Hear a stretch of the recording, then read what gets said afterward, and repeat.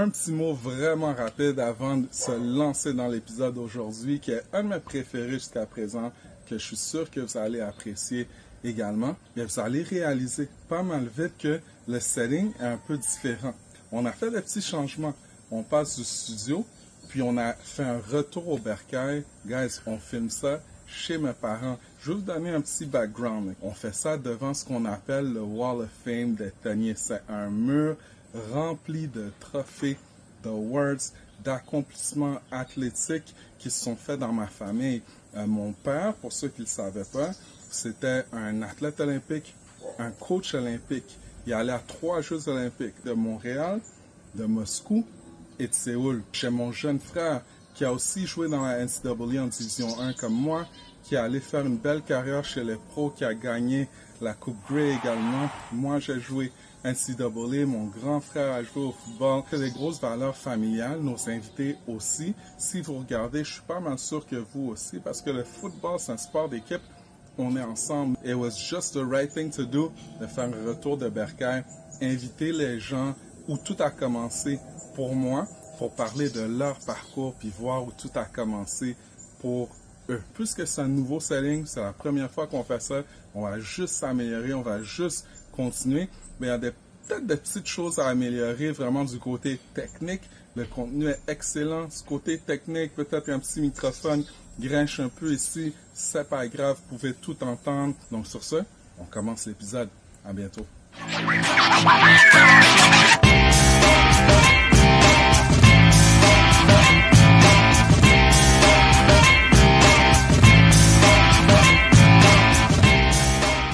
Salut tout le monde, bienvenue à un autre épisode de Football Inc., le podcast où le monde du football entrecroise le monde des affaires. Mon nom est Coach Ray, Raymond Jean-Tonnier. Je suis entrepreneur, coach, ancien joueur de Division 1 dans la NCAA. Mon invité aujourd'hui, c'est quelqu'un qui a le cœur sur la main pour les jeunes. Il est dans le monde du football depuis longtemps, mais il a vraiment décidé de revenir en force pour aider les jeunes à faire valoir leur talent. Il a été gagnant du Ballon d'argent Saint-Léonard-Cougar 2003, champion du Bol d'Or 2 fois avec les Cheetahs de Vanier 2006-2007, si je ne m'abuse. Un homme de famille, workout 2 fois par jour dans son garage. Donc, quelqu'un que j'apprécie beaucoup, que je regarde de loin, puis je suis content de l'avoir proche aujourd'hui, Jean Agenard. Merci beaucoup, merci. Merci de m'inviter. Merci d'être là. Merci d'être là, bro. So, un peu plaisir. On commence du début, man. Ouais. How's family? How's everybody, man? Ouais, la famille va bien. Okay. Comme j'avais dit, je suis marié, 2 enfants, mon garçon de 9 ans, fait beaucoup de sport. Yeah. Il me tient beaucoup occupé. Yeah. Puis j'adore ça. J'ai un autre petit garçon de 3 ans. Ma femme, elle, c'est le core de la famille. Yeah. Beaucoup de choses qui m'arrivent dans la vie ou les positions que je suis aujourd'hui, je remets beaucoup ça par rapport à ma femme. Je trouve qu'elle m'a beaucoup poussé. J'étais déjà quelqu'un qui était déjà très, très ambitieux, mais elle m'a vraiment beaucoup poussé. Avec la vie familiale, j'adore ça. Moi, je suis un homebody. J'adore la vie familiale. Ouais, parfait. Ben, je pense qu'on se rejoint là-dessus sur ces valeurs-là. C'est pour ça que je fais ça ici. En fait, je suis chez mes parents, même. C'est ici qu'on a grandi puis tout. Puis, avant de commencer, pour vrai, aujourd'hui, là, on peut aller dans toutes les directions que tu veux. Je pense qu'on a beaucoup de choses à dire à Niwis. Mais moi, j'aimerais savoir en commençant. C'est une question que je veux poser aux gens. What does football mean to you? C'est quoi le football pour toi? You know? Football is everything. C'est drôle parce que j'ai un groupe chat j'ai beaucoup de groupes chat avec différents coachs. Puis un jour, je me suis levé le matin. Puis j'ai ouvert le chat, j'ai envoyé un message, j'ai dit, man, I love football. Commencer la journée comme ça parce que je trouve le football, c'est tellement un sport qui représente la vie. Yeah. Il y a tellement de choses, il y a tellement des moments difficiles, des moments incroyables ou euphoriques où la vie est incroyable. Puis il y a d'autres moments donnés que c'est tough. Et tu dois toujours être en mesure de te relever. Yeah. Mais d'un autre côté, quand on parle d'un sport qui te permet de vraiment mettre toutes tes habiletés athlétiques en évidence. C'est ça aussi une chose que j'aime. Je te parlais de mon fils tout à l'heure. Mon fils fait beaucoup de sport. Moi, j'ai aucun problème. Moi, je suis un sportif, point. Yeah. Mais quand je regarde mon garçon jouer au football, il est en mesure, là. Je me rappelle, mon fils, un jour, il rentrait de l'école, puis il est comme, papa, je gagne tout le temps mes courses. Je gagne tout le temps mes courses. Yeah. Je suis comme, OK, parfait. Là, je lui dis, OK, on va nurture ça. Yeah. Tu cours vite, on va te mettre au track and field. Parce que je sais que ça va pouvoir translate au football. Là, maintenant, au football, il prend la balle, puis c'est une fusée, là, il part. Fait que, mais en même temps, comme je te disais par rapport à la vie, tu sais, mon fils, tu sais, cette année, il joue moustique. C'est sa première année moustique. Il est pas très, très grand, mon garçon. Fait que c'est plus difficile maintenant que ça l'était l'année dernière. Ça, juste. Exactement. Yeah. Et là, l'année dernière, il jouait running back. Cette année, il le met jouer receveur. Là, je dis, Jordan, est-ce que tu aimes être receveur? Non, j'aime pas ça. Tu vas rester receiver quand même. Yeah. Tu dois apprendre que c'est pas toujours facile. Et dans la vie, c'est la même affaire. Mais tu vas apprendre la position parce que ça se peut qu'un jour, tu sois dans une position que, hey, you're stuck in it. Yeah. Tu vas devoir apprendre à maximiser ça. Et c'est ça qui arrive. Fait que je trouve ce sport-là, ça donne tellement une représentation de la vie qui est juste comme incroyable. Puis on joue avec toutes sortes de gens. Yeah. On joue avec plein de communautés. C'est ça que je trouve la beauté, surtout où est-ce qu'on vit, tu sais, à Montréal, dans les environs. Fait que c'est incroyable. Je pourrais parler de foot là pendant vraiment très très longtemps. For sure. L'aspect genre perspective du football. Ça donne vraiment de la perspective. Puis quand tu dis on joue avec toutes sortes de gens, je pense nous deux c'est l'exemple parfait. C'est comme t'as deux personnes qui ont grandi à des places différentes, qui ont fait des choses différentes pour X raisons. Autant qu'ils sont loin, ils sont proches. Tu comprends? C'est ça que le football, ça fait. Ça crée des ponts. Puis c'est ça que j'aime. Mais j'ai une anecdote pour toi, justement, par rapport à ça. Moi, j'ai grandi dans le quartier Saint-Michel, à Montréal. Qui s'est reconnu dans le quartier Saint-Michel, gang de rue, everywhere. Right? Puis dans mon coin, c'était les Bleus. Et comme j'avais écrit dans mes réponses, moi, tu sais, à l'école, il n'y avait pas vraiment de sport. On faisait qu'est-ce qu'on pouvait. Il y avait du hockey Cosa où j'étais vraiment fort. Après ça, pendant l'été, on jouait au flag football, etc. Puis là, il y a une année en secondaire 3, je suis comme, man, je joue au vrai football. Parce que le foot, malgré que j'ai commencé à jouer tard, j'ai quand même, depuis que je suis arrivé au Canada, je regarde le foot. Parce que mon frère, c'était un fan des 49ers, etc.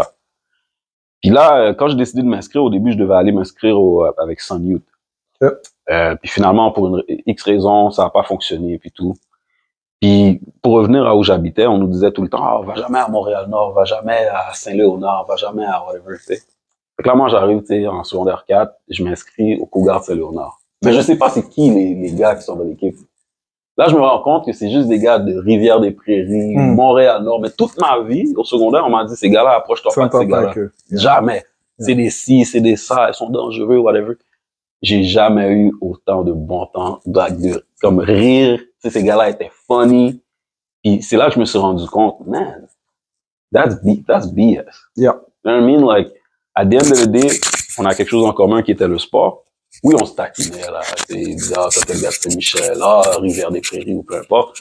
Mais c'est une des choses qui m'a appris que il faut être capable d'être ouvert avec les gens, point. Et il faut être capable de faire des choses où c'est qu'on n'est pas nécessairement à l'aise. Parce qu'à un moment donné, j'étais comme, quand j'ai su quel type de personne était dans l'équipe, oh, wow, comme, mais je suis le seul de mon quartier. Parce que tous les gars de mon neighborhood, ils allaient jouer à Saint-Denis. Mais c'était, comme je te dis, c'était juste une réalisation pour un jeune de comme 15-16 ans, de faire comme, wow, on est tous les mêmes de toute façon, tu sais. Et on a été capable de gagner des games, contre North Shore. Mais puis même la même affaire avec North Shore, juste apprendre à connaître les joueurs. Je me rappelle, je sais pas si tu te rappelles de Charles Desliens ou Desliens Sharks. Of course. Desliens, là, je me rappelle encore de lui. Il y avait le numéro 11, North Shore avec son afro. On faisait des kick-off, touchdown, touchdown. Il faisait tout. Son highlight, c'est incroyable. Je sais pas combien de fois j'ai vu son highlight, là. Incroyable. Un athlète incroyable. Et quelques années plus tard, au Carabin, première année au Carabin, je le rencontre. Là, je me rends compte, man, he's a cool dude too. You know what I mean? Like, c'est ça vraiment la beauté qu'on parle de perspective. Ça te permet aussi de te rendre compte que, man, we all the same at the end of the day. Puis on strive pour les mêmes, on essaie de se battre pour les mêmes choses. Wow. En parlant de Saint-Léonard, toujours pour rester dans le topic, je me rappelle, il y avait un gars, je sais pas si j'ai joué contre ou s'il était l'année avant moi, je me rappelle pas, mais c'était Spera. Ouais. Okay. Frank Spera. Frank Spera, le grand frère. Je pense que t'avais deux frères. Ouais, il y avait, je me trompe toujours entre les deux. Puis je pense qu'il y en a un, c'est Junior, Ok. Junior Spera, puis l'autre c'est Frank. Ça se peut que je me trompe. Ok. Mais j'ai joué avec les deux. Ok. J'ai joué avec le plus jeune, puis j'ai joué un an junior avec le plus vieux aussi. Ok. Ben, je donne l'exemple de lui, ok, parce que je pense que le plus vieux est décédé. Ouais. Ça se peut? Ok. Il est décédé, puis ils avaient fait comme une soirée là-bas pour lui. Je pense qu'il a 2 enfants, quelque chose je pense que c'est le plus jeune. Ok, Je pense le plus jeune. ouais. Un des deux. Ouais. Mais je me rappelle quand je jouais contre Saint-Léo, j'ai aucune idée c'est qui, là, ok? Mais dans mes souvenirs, je me rappelle, il y avait un gars, comment il était toujours en train de comme relever ses teammates. Ouais. Il était là, man. Tu vois qu'il avait de la passion pour la game. Ouais. You could tell he loved football. He loved this people. He loved this team. Puis moi, écoute, j'ai jamais connu ce gars-là, mais c'est resté ancré en moi parce que c'est ça. T'as vu, juste en parler, ça me donne des frissons un petit peu. Parce que ça, c'était quelque chose que je trouvais important au football, être un bon teammate. Mais oui. Moi, c'est ça que mon père, il m'a appris, mes parents m'ont appris, mes coachs m'ont appris. So, je me suis toujours rappelé de lui, puis quand j'ai entendu son décès, quelqu'un que j'ai jamais hang out avec lui de ma vie, ça m'a vraiment fait quelque chose. Sachant que moi aussi, j'ai des kids et tout. Donc, man, you do make an impact by who you are. Oh my God, man. So, lui, ses parents étaient tellement involved. Sa mère, elle faisait, mettons, des saucisses italiennes, tout ça. Puis tout le monde, à chaque game, là, tout le monde, là, c'est ça qu'ils voulaient. Oh, ouais. Fait qu'ils étaient très involved. Puis parce que des fois, tu sais, c'est un compétiteur, un leader. Puis des fois, il en faisait un petit peu trop. Fait que là, t'entendais la mère. La mère, elle venait, comme, tu sais, le ramener à l'ordre et tout ça, tu sais, tout. Mais toi, tu regardes ça, t'es comme, OK, moi, je dois bien me tenir. Fait que, yeah, man, tu sais, des joueurs comme ça, t'as toujours besoin de joueurs comme ça, mais quand tu commences à regarder leur entourage, tu regardes, oh, moi, j'ai pas ça. Moi, j'avais pas ça nécessairement à la maison. Mais tu regardais ça, c'est comme, ouais, comme, ce qu'elle te dit, moi, je vais essayer d'appliquer ça aussi, moi-même. Puis, t'as un frère, une sœur. Right? OK. Puis, t'as été élevé plus par ta mère. Right? OK. À Saint-Michel, t'es allé jouer à Saint-Laurent. Moi, j'aimerais savoir l'impact de ta mère, surtout au début. Tu comprends? Par rapport au sport, je sais pas c'est quoi ta réalité. Moi, je trouve que Africains, Haïtiens, we're all the same people, one way or another. Mais je me rappelle, j'avais beaucoup d'amis africains, haïtiens, que leurs parents, ils les poussaient beaucoup pour l'école, bien sûr. You know, parce que c'était ça le game plan. You know, c'est ça qu'on veut donner à nos enfants. Je trouve, moi et mes frères, on a eu une réalité un petit peu différente au fond, où comme, oui, ils nous poussaient fort à l'école, mais mon père, étant un athlète, un ancien coach, connaissait la valeur du sport, tu comprends, pour nous sortir plein de choses, puis il nous poussait là-dedans. Moi, j'aimerais savoir un peu la relation école, sport, puis ces conversations-là avec ta mère au début, you know, parce que toi, t'as décidé de jouer au football, you know, comment ça s'est passé, ça? Ben, chez moi, c'est comme tu l'as expliqué au début. Moi, c'était plus, assure-toi que tu fais qu'est-ce que tu fais à l'école. Mais il y avait pas vraiment, puis je discutais de ça, c'est drôle, je discutais ça avec un ami il y a quelques jours. Il y avait pas vraiment de surveillance pour moi par rapport. C'était juste, assure-toi, tu fais tes choses. Parce que, ma mère était pas, on n'était pas monoparental. Mon père était là, c'est juste que je trouve il y avait un rôle très passif. Je comprends. Dans ce que je faisais. Mais moi, je m'assurais que j'adore ma mère. Ma mère, she's everything to me. Fait que, t'es dans un quartier où t'es entouré de beaucoup de mauvaises choses, que tu peux décider de faire des mauvaises choses.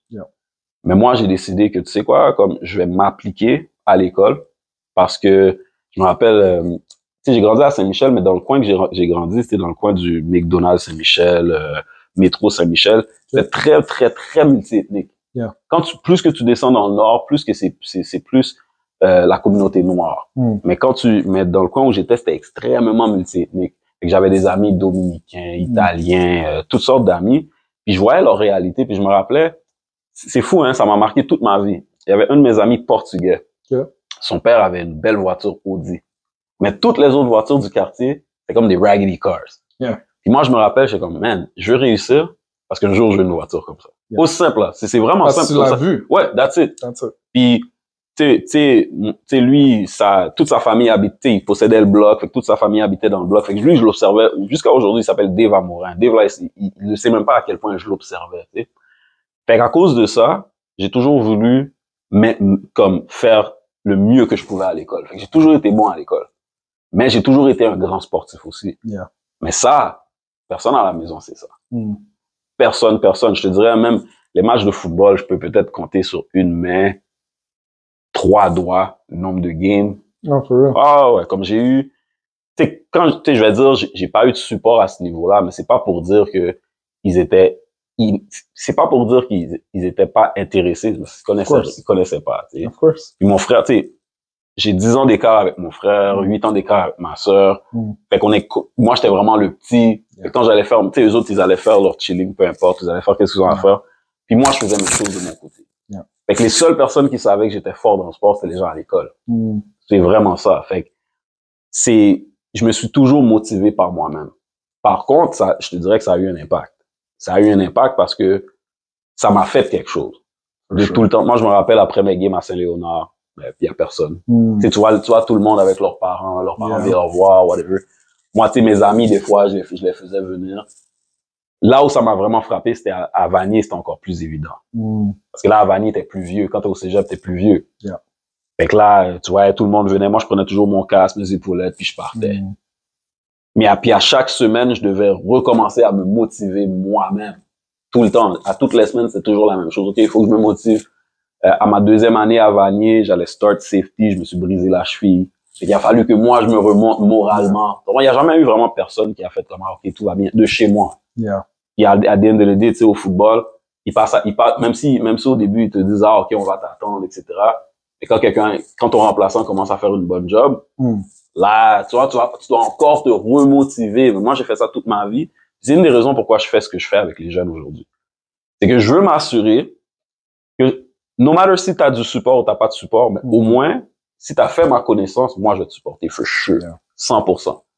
Un de mes joueurs qui est rendu aux États-Unis avec mon neveu David, Jordan, il a commencé il jouait receveur, il était pas incroyable receveur. C'est Camerounais, extrêmement athlétique, on me l'a donné des billes. Ouais. Fait que là, Jordan a des longs bras. Moi, je l'ai regardé, j'ai dit, wow. Train. Après les pratiques, est-ce que tu as besoin de plus de temps? Oui, j'ai besoin de plus de temps. Parfait, je vais te donner d'autres heures. Je suis disponible tel temps, viens. Là, de fil en aiguille, il est devenu dominant. Et après ça, il se retrouve là où il se retrouve. Mais pour moi, c'était vraiment important qu'il n'y a aucun jeune qui a l'expérience que moi j'ai eue. Yeah. Parce que, honnêtement, ma femme, elle me dit tout le temps, il faut que tu ailles parler ou quoi que ce soit. Parce que j'en parle tout le temps. C'est vraiment, on dirait que c'est quelque chose qui, tu sais, en tant qu'homme, là, tu veux pas faire, tu t'en parles, mais tu veux jamais admettre que c'est parce que ça te fait quelque chose. C'est comme si tu parles d'une anecdote ou quoi que ce soit. Mais moi, je veux m'assurer que ces jeunes-là ont toujours des gens qui leur supportent. Jordan, son père, je lui ai expliqué l'importance qu'il vient de voir son fils jouer, etc. Fait que non, il y a pas vraiment eu de support tant que ça au niveau du sport. Mais c'est comme un blessing in disguise qui fait que moi, aujourd'hui, dans la position que je suis capable d'aller. Ça a créé que ça a créé. Exactement. Vraiment cool. Puis, c'est pour ça que je posais la question, parce que sans le savoir, tu comprends? Je pense que c'est pour ça que, faut le plus de mentors, le plus de coachs possible, OK? De toutes les sphères de la vie. Particulièrement dans nos communautés. Puis c'est parce que comme ça, il y a une réalité, il y a une compréhension que peut-être quelqu'un d'autre il a pas. Tu comprends? So, moi je le sais parce que je l'ai vu beaucoup. Puis je le sais que ça vient d'une bonne place parce que comme je dis, le game plan c'est faire l'école. C'est ça qui va ouvrir les portes. Mais en même temps, le sport, combien de portes ça ouvre, combien de personnes ça garde. Mais en même temps, qu'est-ce que je trouve vraiment cool de ton histoire, juste rapidement comme ça dans qu'est-ce qu'on dit, t'as parlé de ton fils qui était rentré puis qui t'avait dit, je gagne toujours les courses. T'as vu un skill set, t'as dit, je vais nurture ça. Exactement. Je vais nurture ça. Je vais être là, je vais encourager ça. Ça vient de là aussi. Déjà là, je trouvais ça vraiment cool. Mais la deuxième chose, je trouve encore plus cool, je sais que un de tes athlètes préférés, c'est Dion. Je pense Charles Woodson, tous ces gars. Mais Dion, il disait ça spécifiquement. Il dit, j'avais personne qui venait à mes games. Tu comprends? Ma mère, elle travaillait 3 jobs, elle faisait ci, elle faisait ça. D'autres personnes sont motivées ou ont besoin d'un tap in the back. Lui, il en a jamais eu. So, il a dû apprendre à créer ça lui-même, tu comprends? Donc, anyways, je trouve, all around, man, il y a des bonnes choses à apprendre là-dedans. Ouais. Mais nous, maintenant, now that we know better, Yep, gotta do better. now that we know better, it's up to us to do better. And that's what you're doing, man. Yeah, So, non, ça, c'est vraiment cool, man. Ouais. C'est vraiment cool. Puis, je peux te parler des jeunes Camerounais. J'ai regardé des statistiques, par exemple. Ouais. Je sais que dans les nouveaux arrivants, les Camerounais sont comme dans les plus hauts en ce moment, tu comprends? Puis, a lot of them, they just don't know football. They don't know, yeah. Mais comme je dis, tu vas commencer à voir ça de plus en plus. T'as des athlètes incroyables, ridicules. Donc, anyway, c'est vraiment intéressant. Non, Chaque fois que j'entends des jeunes Camerounais faire n'importe qui, les jeunes Camerounais, je trouve ça vraiment cool. Je veux même les répertorier pour parler avec eux. Honnêtement, tu devrais parce que même le père de Jordan, que maintenant je suis rendu un membre de la famille maintenant. Il me dit souvent, tu devrais parler à un tel, parce qu'un tel aussi a un fils qui joue au foot, qui fait du sport, qui si. Là, je dis, y a pas de problème. Donne-le mon numéro. Fais-le m'appeler, etc. Mais, dans la communauté camerounaise, il y a beaucoup d'athlètes. Puis, Jordan, je te donne l'exemple. Jordan est 5 pieds 11, il a un wingspan de 6 pieds 6. Ça par rapport. OK. Vraiment cool. So, alright. Saint-Michel, Saint-Léonard, tu commences à te développer dans le football, tu commences à vraiment comme être là-dedans. C'est quoi que t'as donné la piqûre pour vrai, là? Le moment où t'as dit, man, this is what I want to do. You know? Mais, comme je te l'avais dit, tu sais, moi, je suis né en 86, on est arrivé au Canada en 90. Puis j'ai des souvenirs de football jusque dans ces années-là. Parce que à tous les dimanches, mon frère il invitait ses amis à la maison, on regardait les games des 49ers, les games des Cowboys. Fait que tu sais, l'époque de Troy Aikman, la fin de Montana, tous ces gars-là, Michael Irvin, j'ai vu tout ça, tu sais. Fait que j'ai toujours été drôle parce que j'ai toujours été en contact avec le foot. Mais c'est fou parce que ça m'a jamais éveillé que comme, je pourrais aller jouer au football aussi. Jamais. Moi, je pensais que le football, c'était quelque chose que les gens dans la télé faisaient. That's it, that's all. Je savais pas que j'avais des amis. Et maintenant, je parle à des amis des fois, ils me disent, moi, je joue au football, là. Je suis comme, j'avais aucune idée de ça. Fait que, quand j'ai décidé, je pense, fait que la piqûre, je pense que j'ai toujours eu pour le sport, pour ce sport-là, sans jamais me dire que, tu sais, je pourrais jouer. Comme mon garçon, j'ai toujours couru extrêmement vite. Je courais toujours vite, tout le temps. Fait que ça m'a beaucoup aidé dans le hockey cosum. J'étais extrêmement fort au hockey cosum. Mais j'étais toujours gêné de dire aux gens que je savais pas patiner. Parce que les gens me demandaient tout le temps, Jean, pourquoi tu vas pas jouer au hockey sur glace? Mais je leur disais, c'est parce que j'ai pas le temps, des fois comme ça. Fait que là, je me cherchais un sport que je pouvais faire avec mes 2 pieds, sans mettre rien dans mes pieds, right? Fait que là, Pierre Bernard, c'était un responsable des sports à l'école secondaire Joseph-François Perrault où j'ai été. Incroyable, un homme incroyable, j'ai toujours me rappelé de lui. Lui, il faisait des efforts. On n'avait pas beaucoup de moyens à l'école, mais il s'est dit qu'on va ajouter une équipe de flag football dans l'école. OK, parfait. Fait que là, j'étais allé, on était extrêmement athlétiques, on avait des athlètes partout. Là, j'ai joué running back. Puis là, mais moi, j'ai toujours le besoin de faire la vraie affaire. Comme je dis, je joue au flag, il faut que je joue au football, parce que c'est le vrai football. Fait qu'on devait être, la majorité des gars, on devait aller s'inscrire au football. Finalement, j'ai été le premier qui l'a fait. Je sais pas si tu connais Ernst Augustin. Tu dois connaître, il a joué au football. J'ai grandi avec Ernst. Ernst, c'est un de mes meilleurs amis. J'ai grandi avec Ernst. Wendy Désir, il est un petit peu plus jeune que moi, mais c'est un de mes meilleurs amis aussi. On a tous été à la même école. Fait qu'il y a moi, Ernst, Wendy plus tard, parce que Wendy a commencé, il a joué, je pense, 1 an à Son Youth, puis après ça, il est allé à la CVM. Il y a d'autres gars qui ont été s'inscrire, mais c'était vraiment Ernst, moi principalement. Fait mais Ernst était un petit peu plus jeune que moi, fait que lui était bantam. Moi, j'étais midget. Au début, moi, je voulais jouer running back. Là, parce que je me dis, je cours vite, puis je faisais plein de touchdowns au flag. Là, je me rappelle, à la fin du camp, coach JC, qui était mon coach des DB à Saint-Léonard, il demande à le head coach, c'était quoi son nom? Ça va me revenir. Mais il lui demande, mais lui, on le met où? Il va jouer quoi?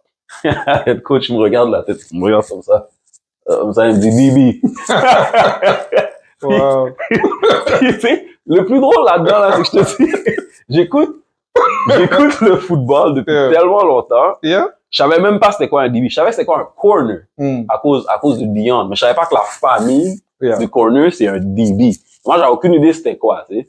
Fait que là, je m'en vais, il me dit, oh, cause I like your height, I like your speed. Good, you're gonna be a good DB. Là, j'y vais. Puis là, je me rappelle, premier backpedal. Mon short, je tombe, mon short, il descend. Puis là, je suis en caleçon devant tout le monde. Ah, je te dis, c'était horrible. Mais après ça, tu sais, on a pick it up. Puis, de l'autre côté, il y avait l'autre corner, qui allait finir par être le corner partant. C'était Mathieu Guerrier, qui s'appelait. Probablement, je te dirais, un des top 3 athlètes que j'ai jamais vu de toute ma vie. Un peu comme à la Josh. Jordan avait un long wings. Mathieu Guerrier avait les bras qui dépassaient ses genoux, là. C'était incroyable. Il était vraiment, là, un athlète. Il a fait des mauvais choix dans la vie, mais s'il aurait été sérieux puis il aurait continué, il serait vraiment devenu quelque chose au foot. Selon moi, il aurait joué professionnel, c'est sûr. Fait que, la veille de la première game, la dernière pratique, il nomme les starters, puis là, mais moi, je comprenais pas trop vite, là. Fait que là, je suis comme, il dit mon nom. Il dit, Jean, wow, I'm gonna start, coach. Comme c'est ma première année de foot, là. Là, je suis comme, man, that's amazing, puis tout. Puis là, j'ai toujours me rappelé de ma première game. Ma première game, c'était contre les Dragons de Beauce, qui sont rendus high school maintenant. Ah, eux, c'était tough. Les Dragons, c'était dans le temps, là. Ah, à chaque fois qu'on allait là-bas, on se faisait de la barbe, ils faisaient tout ça. Ouais. Il y avait des chainsaws, des affaires comme ça. Puis, mais la première game, c'était à Saint-Léonard. Puis je me rappelle, je suis sur un cover 3. Mais tu sais, je le joue, puis je comprends, puis je joue bien. Mais c'est sûr que tout n'a pas encore sinké dans ma tête, là. T'sais, tout n'est pas encore clair. Fait que là, je drop sur un cover 3. Première longue passe, là. Le gars, il fait un lead ball. Fait que là, moi, j'arrête. Je cours. Là, je saute dans les airs, puis dans ma tête, à moi, je vais aller knock la balle. La balle est genre 10 pieds par-dessus vers mon bras. Le gars, il attrape la balle. Mais là, je le rattrape, mais je le fais un horse collar. Et là, je me fais rien de bon. Horrible. Je pense que les 2-3 premières games, les gars, ils étaient comme, vous êtes les pires débits du monde ou quoi que ce soit. Puis là, après ça, ça a settlé. Puis là, j'ai compris. Puis là, j'ai commencé à analyser Dion. Là, j'ai vu que sur les zones coverage, Dion creep là en arrière, là, tu sais, tranquillement, puis tout. Puis après ça, il dropait dans sa zone. J'ai commencé à faire la même affaire. J'ai commencé à faire les mêmes swags que lui. M'acheter un turtleneck, là, tout ça. Puis j'avais le tarot qui pendait tout, là. Tout ce que Dion faisait, je le faisais. Puis pour une raison que j'ignore, ça a juste cliqué. Puis les joueurs que je coach aujourd'hui, je leur dis toujours ça. Trouve-toi un joueur, trouve-toi un modèle. Étudie-le. Je trouve que les gens ne le font pas assez. Étudie un joueur. Ça va t'aider. En plus, le pire, c'est que moi, il fallait que j'attende qu'il y ait une game à la télé pour regarder Dion. Toi, là. Tout est là. Tout est là. Tu peux aller chercher, tu peux regarder 20 heures de vidéos par jour si ça te tente, là. Fait que, c'est vraiment ça. Fait qu'après cette année-là, ça a pick up. Notre première game contre North Shore, ça s'est avéré, on a perdu justement à cause des liens. On n'arrivait pas à l'arrêter sur Special Teams. Mais la game était tight, mais à chaque fois qu'on lui kickait la balle, c'était un touchdown. Ouais. C'était comme, là, on était comme, man, on va finir par les avoir. Fait que, quand tout s'est replacé, tu sais, on avait tellement une très bonne équipe. On avait Grégory Alexandre, Galax, qui était dans l'équipe. Kenny Désir était là. On avait des gros athlètes un peu partout. Fait qu'on s'est rendu en finale contre North Shore. On a perdu, on menait, je pense, 13 à 10. C'était au Sepsum. On menait 13 à 10. Puis il restait quelques secondes à jouer. On n'a pas pu arrêter là. On les a arrêtés. Mais field goal, 13 à 13. On est allé en prolongation. J'ai eu un flag sur Delien. Delien il m'a fait un post. Il a tellement fait quick que j'ai pas eu le choix, là. J'ai comme grab. J'ai eu un flag. 3 jeux plus tard, j'ai juste regardé. Le QB, c'était, Marco. Okay. C'était Marco Brouillette, le QB. Là, j'ai juste vu Marco de loin faire le hand-off au running back. Je l'ai vu rentrer right in the middle. Touchdown, game over. Commence à pleurer et tout. Mais c'est là que j'ai eu la piqûre pour le foot. Parce que j'en voulais encore. For sure. J'en voulais encore. Puis c'est plusieurs choses, hein. C'est le fait de compete, le fait d'être parti d'un endroit où t'as jamais joué le sport, mais tout d'un coup, wow, t'es bon parce que on te met sur le terrain tout de suite dès ta première année, on te trust. Le fait de jouer contre des méga athlètes, là t'as envie de challenger, tu veux avoir des déliens à chaque semaine. Tu veux, même si tu sais qu'il va te donner des mots de tête, tu veux avoir des déliens à chaque semaine. Fait que pendant tout le reste de l'année, là, moi, là, mon focus, c'était, man, je veux retourner à jouer, je veux jouer encore, j'en veux plus. Vraiment cool. Puis ça m'a amené là où ça m'a amené. Vraiment par la cool. suite. Ouais. Cette anecdote, là, c'est drôle comment il y a plein de trucs qui sont connectés. Quand tu as eu cette game-là, moi, je jouais à la salle dans ce temps-là. OK? Puis on était en finale, mais dans l'autre l'autre ligue. Je pense que c'était contre Saint-Hubert. On était en finale, vous étiez dans l'autre finale. Puis mes parents, ils venaient juste de déménager ici. En fait, on déménageait ici. Sur là, j'avais vraiment le choix. C'est comme, soit je termine à la salle, soit je vais à North Shore. Puis je me rappelle comme, écoute, ça va bien à la salle. On vient juste de gagner le championnat. Toutes les opportunités sont là. Mais il y a une équipe, North Shore, puis je vais habiter à 2 minutes du terrain. Puis j'entends que c'est les meilleurs au Québec. Incroyable. J'entends qu'ils ont tous ces ballers-là à toutes les positions. Puis personne me connaît. Puis moi, mon but, c'est aller le plus loin possible. So, je suis comme, hey, might as well go test myself. Je sais que je vais avoir rien de donné. Puis ça va me montrer si je peux jouer ou non. So, j'arrive là-bas. Les coachs, là, ils disent à tous les joueurs, parce que la salle d'un show, c'est une grosse rivalité. So, j'arrive là-bas, les coachs, ils disent, montrez à ce kid-là de la salle, là, qu'est-ce qu'on fait ici. Comme, ils mettaient vraiment tous les gars sur moi. Mais c'est ça que, c'est ça que je voulais. Parce que, écoute, il me restait une année, midget. J'étais comme, man, let's test it out, you know? Puis, the rest is history. Je pense très rapidement, ils ont compris. mais je te comprends. Vouloir comme compétitionner. Avoir même, presque le sentiment que peut-être tu vas pas être capable. Mais you wanna test it out. Ça, là, ça fait partie de ma vie, ça. Puis je pense que quand t'es un compétiteur, c'est ça que tu veux. Souvent, là, tu sais, j'entendais des joueurs dire, tu sais, quand j'étais à Vanier, tu sais, je pense que je vais transférer à Montmorency. Je pense que je vais transférer à telle école. Parce que j'arrive pas à rentrer sous le terrain. Man, mais dans ma tête, c'est, man, you gotta fight, man. You gotta fight. Parce que si tu réussis ici, comme il y a aucun autre endroit que tu pourrais pas réussir. Moi, j'ai toujours été attiré à toujours jouer avec les meilleurs. Certaines fois même, l'équipe juste en dessous des top guys. Parce que j'ai joué contre North Shore pendant 2 ans, puis j'ai réalisé, man, North Shore is the program. Parce que moi, je suis très curieux, hein, fait que j'ai été faire des recherches, obviously pas en ligne vraiment, mais j'ai été parler à d'autres personnes qui me parlaient de North Shore, qui me disaient, North Shore gagne à peu près à chaque année ou à chaque 2 années, ils gagnent. Je trouvais ça le fun de jouer pour Saint-Léonard, qui était une grosse équipe aussi, mais que des fois, il y a de misère à battre North Shore. Mais l'euphorie que ça donne quand tu finis par battre North Shore, je vais donner une anecdote. On a été justement, cette année-là qui est arrivé, c'est nous qui est allé à North Shore. Puis, encore une fois, des athlètes partout. Puis, on a gagné cette game-là. Mais, il y avait un running back.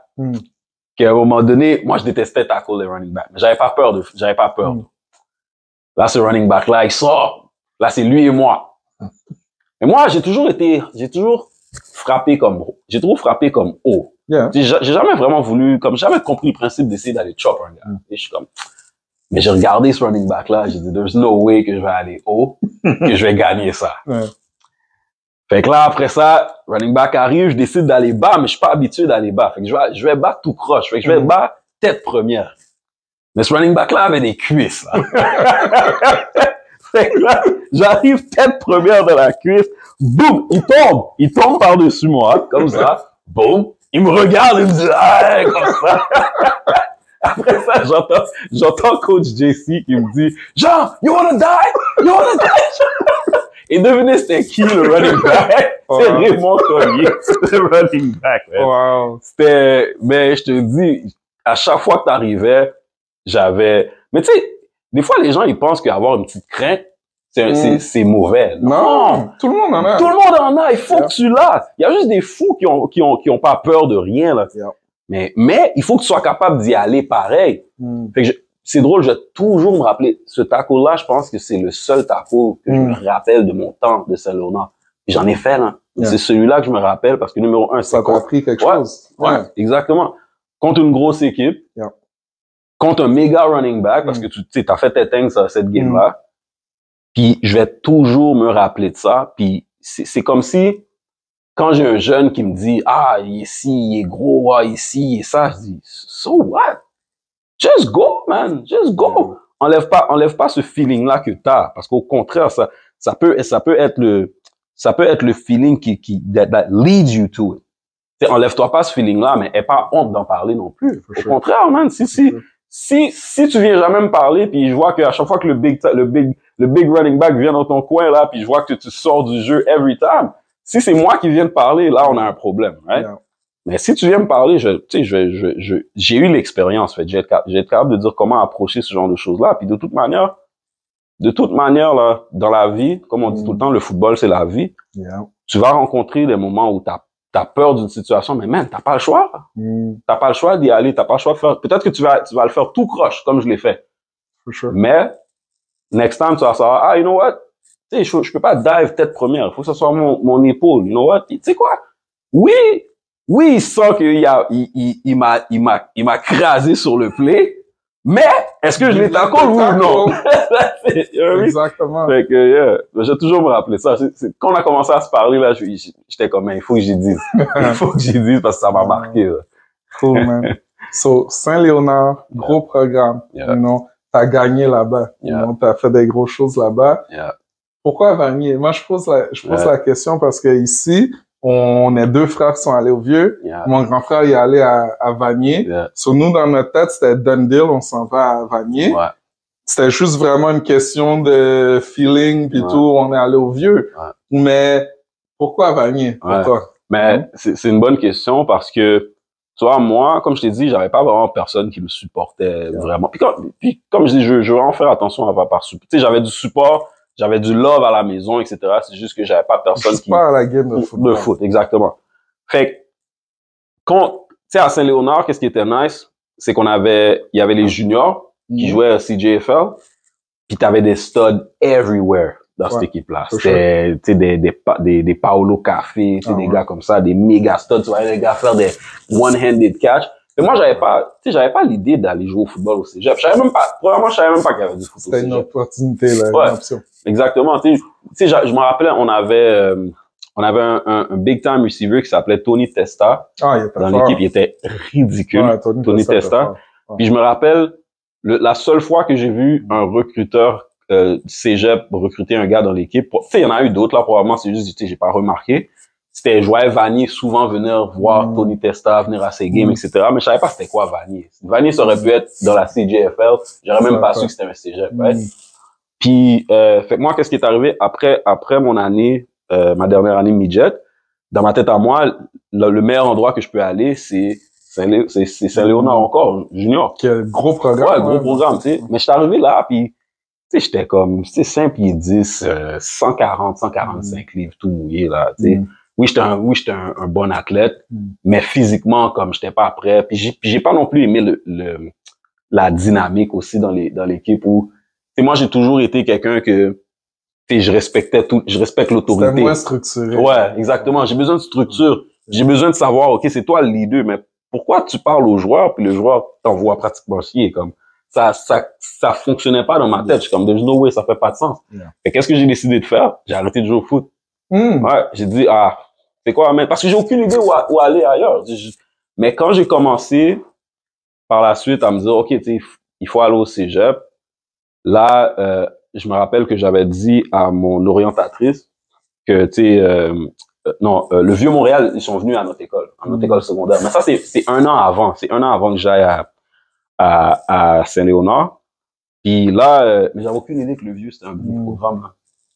Fait là, la personne du Vieux-Montréal est venue à l'école, puis je lui ai mentionné, j'ai dit, mais moi, je joue au football à Saint-Léonard, tout. Je te niaise pas, là. Il m'a dit, donne-moi ton nom. Je dis, OK, j'ai donné mon nom. Là, lundi d'après, on m'appelle chez moi. Je prends le téléphone, c'est coach Marc Santerre. Là, Marc, il me dit, j'ai parlé à ton coach à Saint-Léonard. Je suis comme, tout, j'ai juste mentionné ça à l'orientatrice puis à la personne qui est venue. Comment vous avez fait pour...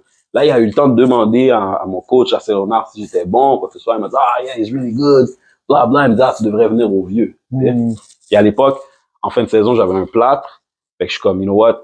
j'ai rien à faire, je peux pas faire grand-chose, je peux pas travailler, je travaille au McDonald's, je peux pas travailler. Fait que non, je vais aller. Fait que j'ai été dans une pratique intérieure du vieux. Fait que là, j'étais comme... Le vieux, c'est comme ça qu'ils m'ont eu. Qu'est-ce que j'aime avec le vieux, man? C'est que vraiment, c'est intense. Puis ça a vraiment l'air de 300. Les gens pensent que comme... Non, that's for real. Comme, quand tu vas au vieux, tu sens là que t'es dans un programme de football qui roule à plein régime. Fait que je vais pas mentir, j'ai été intimidé. J'ai été intimidé par ça. Mais étant donné que dans ma tête, j'étais déjà vendu à l'idée d'aller jouer à Saint-Léonard, j'ai quand même été jouer junior. Mais pour de vrai, le cégep que j'étais censé aller, c'était le vieux Montréal. C'est là que j'étais censé aller. Fait que quand finalement j'ai décidé de laisser tomber à Saint-Léonard puis juste de focuser sur l'école, je suis rentré au cégep. L'année d'après, mon frère m'a dit « tu devrais aller étudier en anglais, ça va t'aider. » Moi, j'ai pas été en anglais, puis pour de reste, comme j'aurais dû y aller, moi, je t'encourage. Je t'encourage à aller en anglais. Fait que je me suis inscrit en business à Vanier, not knowing que Vanier... non, excuse. À l'époque, je savais que Vanier avait une équipe, mais je savais pas que j'avais des anciens teammates. Je savais pas qu'ils étaient forts. Je savais même pas que l'année qui venait de finir, ils avaient perdu le bol d'or contre le vieux 21-10 en 2005. Fait tu sais, je suis dans ma session, je m'en vais au Sports Complex pour aller dans un de mes cours. Là, je rencontre mon ancien teammate avec qui je coach maintenant à Armand Corbeil, Kenny Désir. Là, Kenny, il me dit, Jean, tu vas à Vanier? Je dis, ouais. Tu joues pas au football? Je dis, non. Il me dit, mais non, t'es un joueur de football, qu'est-ce que tu fais? Tu dois jouer au foot. Là, il m'a dit ça, puis tu sais, quelqu'un sème cette graine-là dans ta tête. Puis là, à chaque fois que j'allais au Sport Complex, je voyais les gars de football qui sortaient. Là, c'est comme, man. Là, finalement, j'ai fini ma session, fait que j'ai pas joué. Il y a un an à Vanier, en 2005, j'étais à Vanier. Mais j'ai pas joué parce que je suis pas allé faire le training camp ou quoi que ce soit.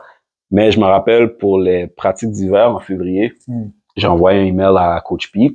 Là, je me suis présenté, il dit, hi coach, my name is Jean. I played cornerback at Saint Leonard, blah, blah. You know, that's it. Puis il m'a dit, come join. Puis, honnêtement, là, tu sais, c'est pas pour me donner une tape dans le dos, mais moi, j'ai jamais eu la crainte de faire une équipe ou pas. Parce que je savais que j'allais être un des joueurs qui court le plus vite. Je savais que j'allais être un des biggest guys, comme DB-wise, comme je suis big, fait que je savais que j'allais look good. Fait que ça a jamais été une question de faire l'équipe ou pas. Fait que, the rest is history, comme tu sais, ça a été, Vanier, ça a pas été, tu sais, l'expérience la plus facile de ma vie, je te dirais. Parce que ma première année, j'ai joué special teams. Parce que, justement, j'étais big. Là, ils me disent, you're more of an halfback than a cornerback. Et moi, je suis comme, man, I'm a corner coach. I want to play corner. Mais Coach Pete, il négocie pas. Quand Coach Pete, il dit, la fois Coach Pete m'a demandé, il m'a dit, do you want to play halfback? Moi, j'ai dit, no, coach, I want to play corner. It's not a question. Il te dit, tu dois aller jouer halfback. Fait que j'ai dit non.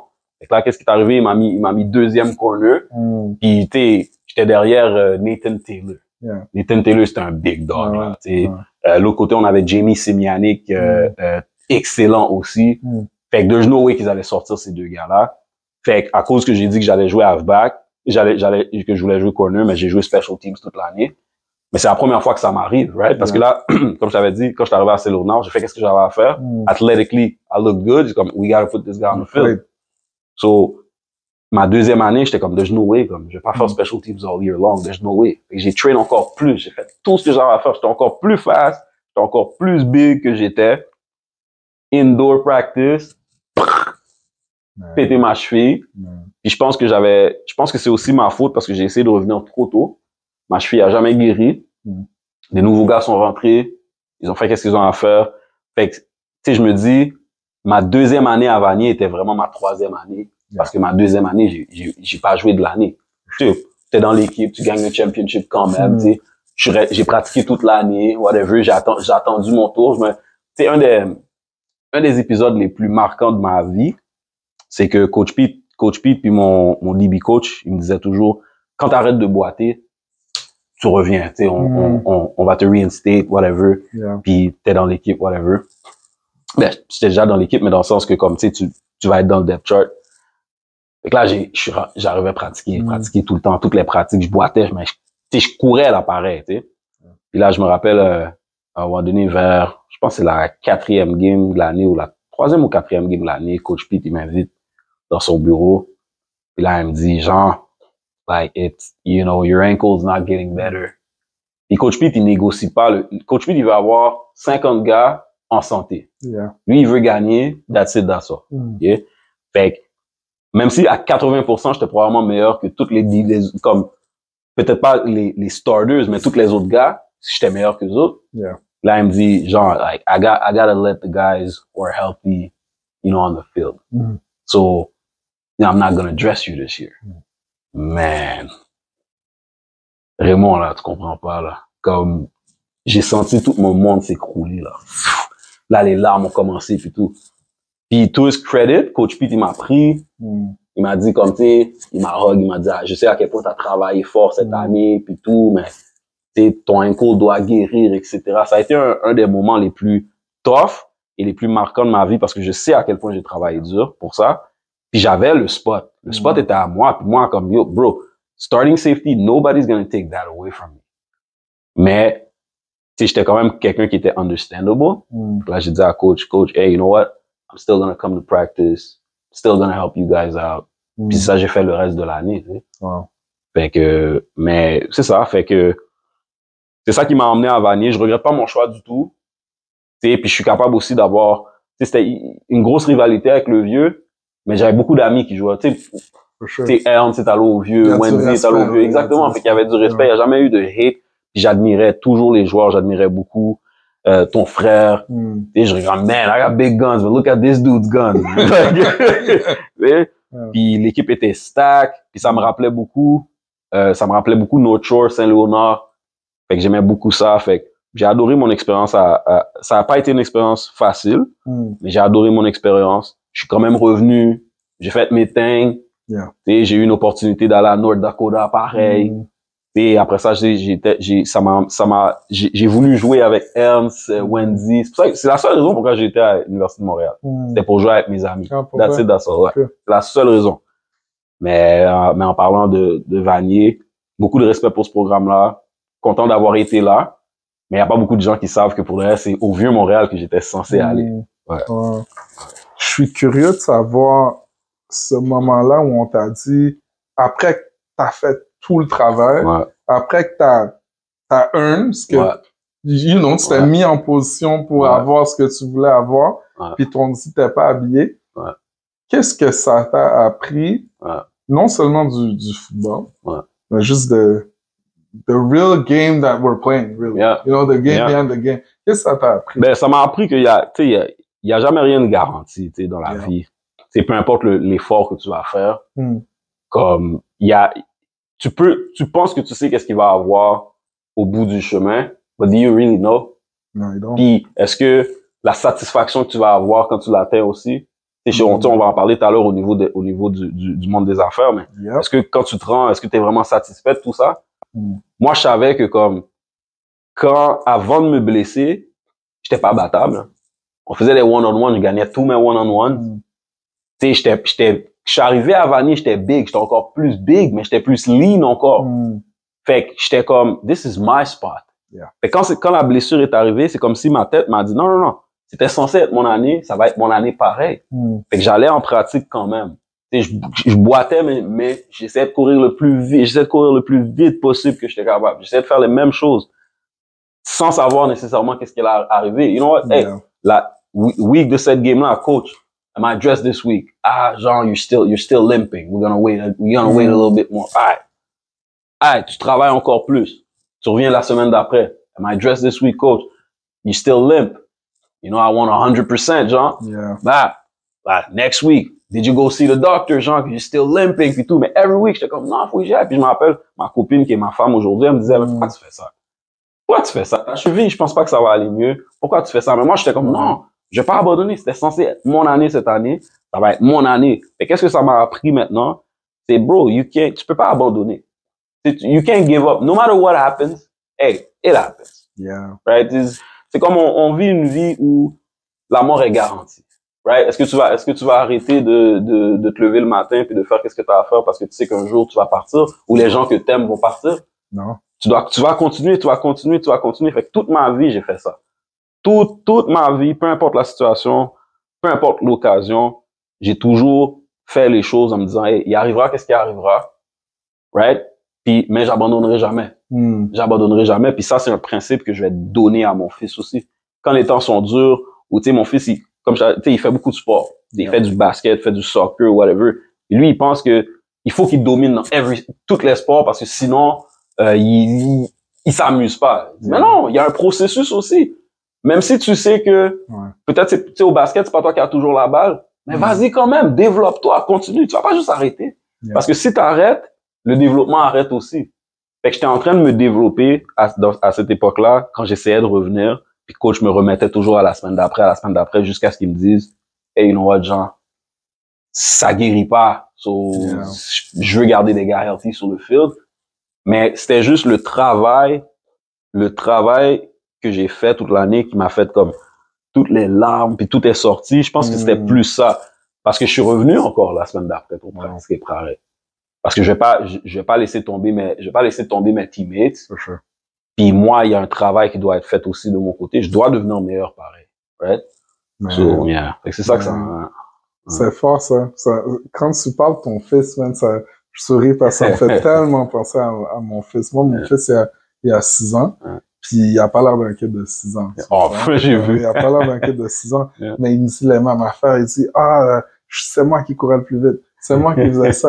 Puis je suis comme, je veux encourager ça. Mais en même temps, j'essaie de lui rappeler tout le temps, comme là, en ce moment où ta job, c'est apprendre. That's it. Don't even think about being the best. Je vais trouver des gens meilleurs que toi, je vais mettre à cœur pour que tu comprennes. Tu comprends? Toi, ta job, c'est apprendre. That's it.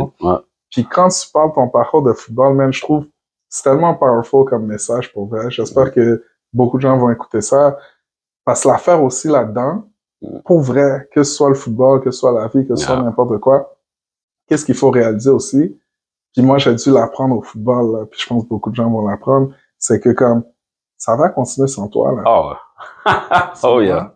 Comme, tu peux penser qu'est-ce que tu veux, tu peux travailler fort, tu peux faire qu'est-ce que tu veux, ça va continuer sans toi, puis they're gonna be fine.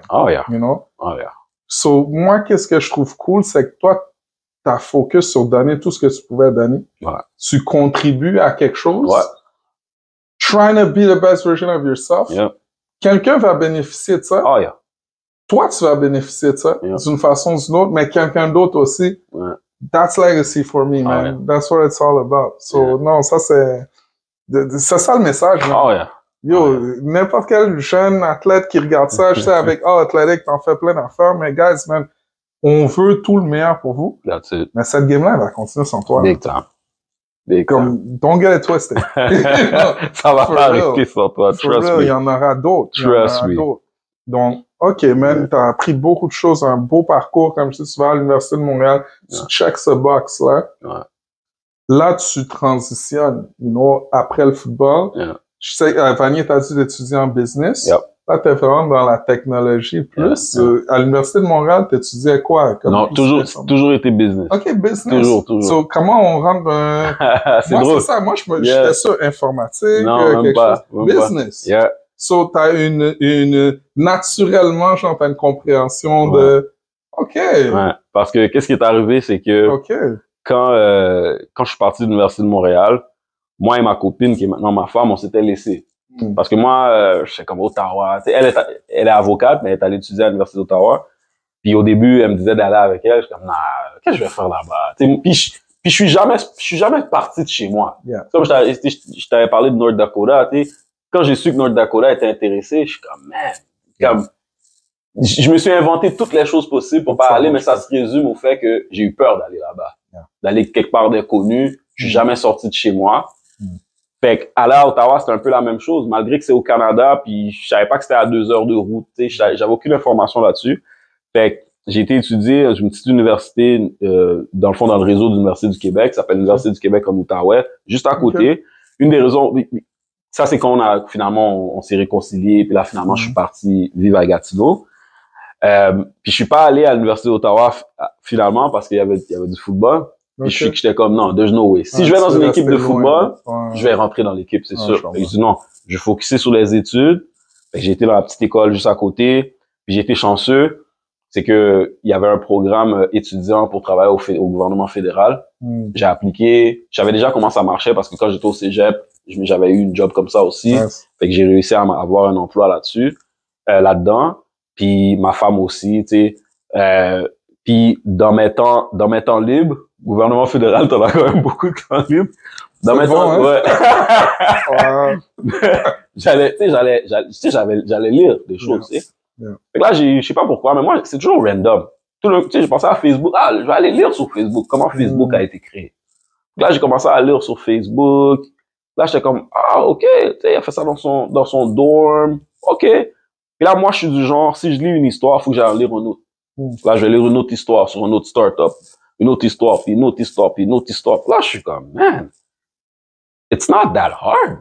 Comme, c'est toujours la même affaire, puis c'est de l'informatique. Comme, t'as pas, si tu sais coder, t'es correct, right? Fait que tu sais, j'ai jamais appris à coder, tu sais, on va s'en parler tout à l'heure, mais tu sais, je design. Tu t'entoures bien. Ouais, je m'entoure bien, puis je fais du design. Fait que ça, puis autodidacte, là. J'ai vraiment appris à designer par moi-même. Fait que là, j'ai essayé de comprendre tu sais, j'ai étudié le monde des affaires toute ma vie. Puis quand j'ai regardé les startups, je me suis dit, mais ça correspond pas. Puis la raison pour laquelle ça correspond pas, c'est que quand tu étudies la business, on t'apprend quoi faire dans une entreprise qui est déjà fonctionnelle, qui a déjà beaucoup d'argent, tu sais, des affaires comme ça, tu sais. Puis j'ai étudié le marketing au cégep, puis j'ai fait un bac en sciences comptables à l'université. Fait que c'était très, tu sais, marketing, c'est très créativité. Puis ici, c'est très cartésien. Mais c'est comme une langue. Quand les gens disent que la comptabilité, c'est la langue des affaires, c'est vrai. Parce que quand tu comprends la comptabilité, c'est une matière que j'ai vraiment détestée. J'ai fait la comptabilité pendant 3 ans, puis j'ai haï ça à mourir. Mais la façon de comprendre comment une business fonctionne, là, j'ai été intéressé par l'ingénierie d'une entreprise. Parce que je me suis dit, OK, mais si tu peux, mettons, t'as une chaise ici, t'as une table. T'as eu besoin d'ingénieur X, Y, Z pour monter ça. C'est un système. Une maison, tous les morceaux, c'est un système qui fonctionne ensemble, qu'il faut que tout marche ensemble. Je dis, mais une entreprise, ça doit être la même chose. Fait que là, j'ai commencé à lire là-dessus. J'ai commencé à lire sur l'ingénierie pure et simple. Fait que là, on te disait que quand tu as un système qui est composé d'humains, c'est beaucoup plus complexe parce que les humains, ils réfléchissent. Mais quand tu as un système qui fonctionne par lui-même, mais tout roule. Mais c'est juste que tu dois mettre tous les bons boulons, les morceaux ensemble à bonne place. Fait que c'est ça qui m'a beaucoup intéressé, qui m'a emmené tranquillement à m'intéresser à tout ce qui est plateforme, tout ce qui est application mobile, tout ce qui est choses comme ça pour, après ça, avoir un produit. Parce que ton entreprise, c'est la machine, mais tu as besoin d'un produit qui est le output, et après ça, qui va t'emmener les inputs, qui est les revenus, right? Fait que là, j'ai commencé à réfléchir, mais tu sais, que ça serait quoi le type de projet que je pourrais faire. Fait que là, j'avais des amis, des like-minded people, puis je disais, hey, telle chose t'intéresserait, puis tout, je pense que j'ai des bonnes idées, tu sais. J'avais un fichier PowerPoint, et à chaque fois que j'avais une idée, je me créais un logo sur Word, je prenais des boîtes, je créais un logo Word. J'apprenais à designer, mais à l'époque, ça m'a pas frappé que j'étais en train d'apprendre moi-même à comment designer des choses. Fait que je me designais un petit logo, après ça, dans la première slide, puis la deuxième slide, je me mettais la description de la compagnie, ça serait quoi. Fait que j'ai fait ça à partir de 2014, j'ai fait ça pendant 1 an straight, puis je pense que j'avais comme 92 idées de business. Fait que là, quand j'ai reach out à mes amis, proche, moins proche, tu sais, j'essayais d'aller voir des gens que je pense qui avaient des bonnes têtes. Il y en a qui étaient vraiment têtes, il y en a d'autres que ça faisait quelques temps que je les avais retrouvés, puis je trouvais qu'ils avaient une bonne tête.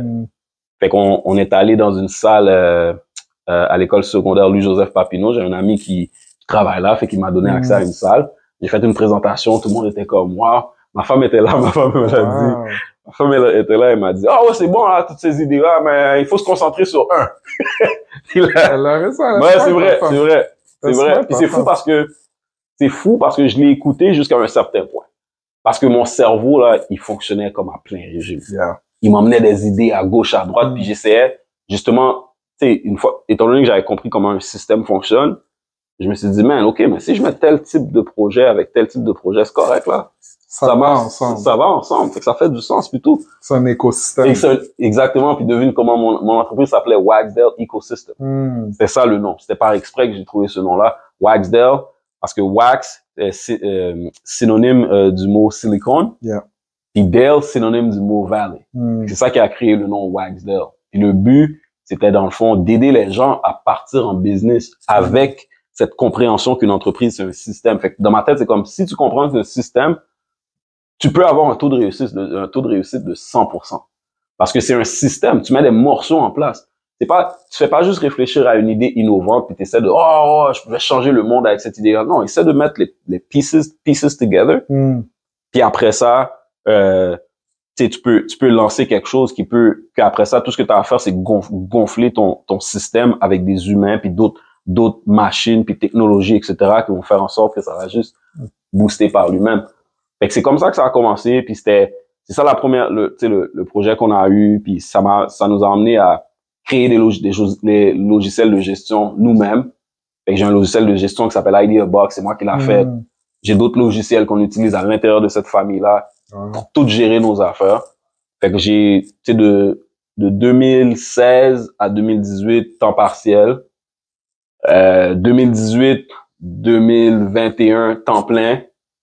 Mais c'est comme je te disais, tu travailles pour arriver quelque part, puis finalement t'arrives quelque part, puis t'es comme, that's not what I want. Yeah.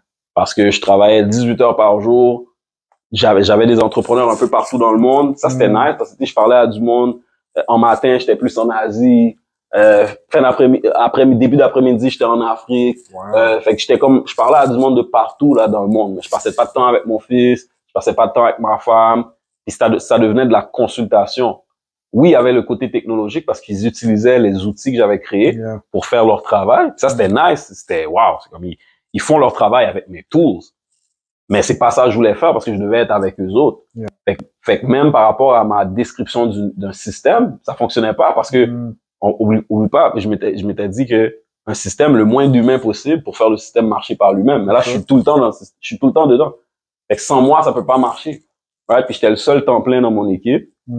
Fait qu'après ça, je me suis rendu à l'évidence que comme, OK, tu sais, je vais tuer cette business-là puis je vais créer quelque chose d'autre. Simplement. OK. Puis, t'as appris qu'est-ce que t'as appris là-dedans puis au fond, t'as fait amené les correctifs pour, là, maintenant, t'assurer que comment t'avances, c'est pour aller à la bonne, on sait jamais exactement moi ce qu'on s'en va, mais tu sais de quoi ça a l'air, de qu'est-ce que tu veux, en fait. Exactement. Exactement. Parce que là, tu sais, je dis toujours ça aux gens, c'est que pendant ces années-là de 2014, c'était plus des années où je réfléchissais à comment monter une business, apprendre comment monter. Fait que je lisais beaucoup. Je lisais comme un malade mental. À partir de 2016, c'est là vraiment que là, on a commencé à faire les choses. Le premier projet qu'on voulait créer, c'était 25 000 $ qu'on a payé, que j'ai probablement payé de mes poches. La majorité, c'est moi qui l'a payé, OK? Et le projet, c'était, ça s'appelait How Do I Look? Puis c'était comme un virtual fitting room. Fait que dans le fond, mettons, t'avais les vêtements. Fait que là, sans avoir à te déplacer, tu pouvais, mettons, aller essayer les vêtements en ligne. Fait que l'avatar, c'était toi-même. Puis là, après ça, ça te mettait les vêtements. Ça te mettait les vêtements. Puis qu'est-ce qui était nice, c'est que tu pouvais choisir des scènes. Là. Mettons, t'avais un suit. Ben, tu pouvais essayer de te voir dans un mariage, de quoi t'as l'air. Essayer de te voir dans des choses, puis tout. Fait que j'ai investi énormément d'argent dans cette affaire-là pour finalement me rendre compte que, damn, I don't like this thing. Comme, je veux pas faire ça. Fait que ça, c'était le premier projet.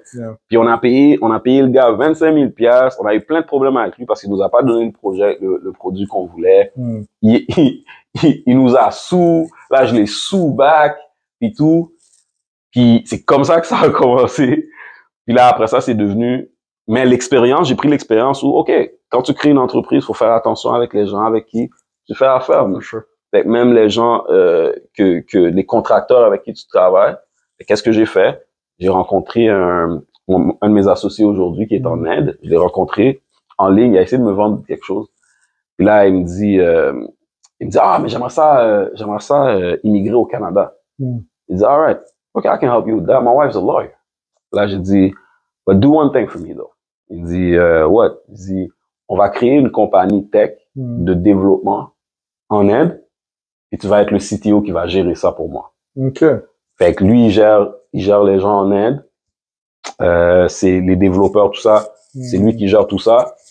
Puis, on a été en mesure de créer des produits, des plateformes qui font en sorte que c'est ça la beauté d'avoir des actifs intangibles, comme ça, des actifs technologiques. Parce que si tu veux pivoter ta business, tu peux tout simplement changer les couleurs, changer les logos, changer les ci, changer les ça. Fait que la majorité des plateformes que je sors avec All Athletic, c'est toutes des choses que j'utilisais avant.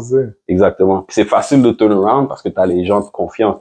Puis on s'entend que être en Inde, c'est pas la même chose que de payer quelqu'un local ici, tu sais. Sure. Fait que c'est comme ça que j'ai été capable de pivoter. Tu sais, on est rendu, je te dirais que là, je suis peut-être à 2 ou 3 semaines de vraiment pouvoir tout lancer avec All Athletic. Tu sais, je donne des hints here and there sur médias sociaux. Mais là, tu sais, on s'apprête à vraiment à tout lancer. Et là, je sens que, premièrement, je suis dans un domaine que j'aime. Et j'ai pas besoin d'apprendre le football. I know that. I know it. Comme je te dis, il y a eu une période pour qu'est-ce que je voulais faire. Il a fallu que j'apprenne, mais comment construire une business? C'est quoi les structures? Malgré que j'ai étudié, parce qu'il a fallu que j'enlève ce que j'ai étudié. Parce que c'était plus, comme je te dis, basé sur, t'as une job, t'es un comptable, tu fais ci, tu fais ça. Non, quand tu commences de zéro, là, t'as pas beaucoup de ressources. Fait qu'il faut apprendre à faire tout ça. Fait que pendant 2 ans, j'ai fait ça. Après ça, pendant 3-4 ans, j'ai réussi à faire la business pour me rendre compte, finalement, j'aime pas ça. Malgré que c'était intéressant. Je te dis, je faisais des podcasts, tu sais, on fait une entrevue. Moi, je faisais des entrevues avec des millionnaires en Afrique, au Ghana. Je faisais des entrevues avec des millionnaires en Inde, au Pakistan, des femmes entrepreneurs. J'avais des magazines en ligne, des affaires comme ça, on faisait. Fait que c'était nice. C'est juste que j'haïssais ça. Puis j'arrivais pas à comprendre pourquoi t'haïs ça. T'as travaillé fort pour tout ça. Comme, pourquoi t'aimes pas ça? C'était juste pas à la bonne place. Ouais, j'étais pas à la bonne place. Puis c'est drôle parce que c'est très similaire. Le marché que j'essaie d'atteindre aujourd'hui est très similaire au marché de l'entrepreneuriat. T'es un entrepreneur, tu commences de zéro, tu veux te rendre chez les tops, les professionnels. C'est le même processus. Same thing. Mais là, c'est les jeunes, ils veulent se rendre le plus loin possible. Parce que moi, je dis toujours aux jeunes, écoute, mon but là, tu vas m'entendre parler de States, tu vas m'entendre parler de ces choses-là. Moi, qu'est-ce que je veux, c'est que tu te réalises dans le football, point final. Peu importe c'est quoi.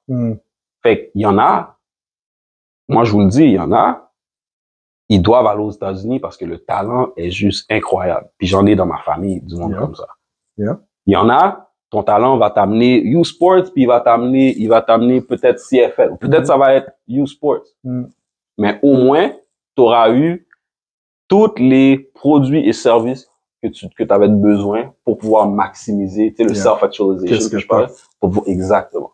Fait que c'est 2 types de personnes pareilles, mais l'entrepreneur, lui, il veut avoir accès à des investisseurs. Mais les investisseurs, ils veulent avoir accès à des bons projets. Puis la majorité des gens n'ont pas des projets qui sont viables. Et oui, ça va être bon pour toi, ta famille, puis ton entourage. Ils sont pas des systèmes viables. Exactement. Exactement. Fait que c'est ça. Fait que, tu sais, je suis juste content maintenant je pense que j'ai trouvé ma voie, vraiment. Puis il a juste fallu que je pivote qu'est-ce qu'on faisait déjà. Je suis content pour toi, man. Parce que ça, je trouve qu'il y a rien de plus cool quand tu sens que t'as trouvé vraiment ta voie. Puis moi, ça m'inspire beaucoup, parce que je pense que je suis dans ce process-là, où comme je le sais que ça vient du cœur, où je suis curieux, je veux parler à des gens que je sais qui m'inspirent, mais qui inspirent d'autres personnes aussi. I think we all win from that. Oh, definitely. You know, clairement, mais c'est vraiment cool, t'as fait ce processus-là, puis je trouve ça vraiment intéressant, le concept juste de système, parce que c'est vrai, j'ai écouté une vidéo, je sais pas trop c'est qui, mais c'est comme un entrepreneur, je pense qu'il y a 80 business. Puis il gère les 80.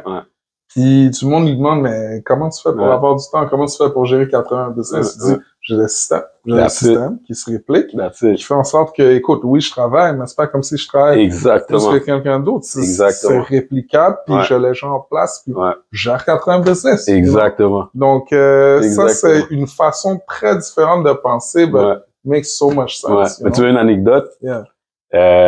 Justement, à un moment donné, on avait plusieurs projets, puis on réfléchissait, on était comme système là, on a besoin de gens pour gérer ça.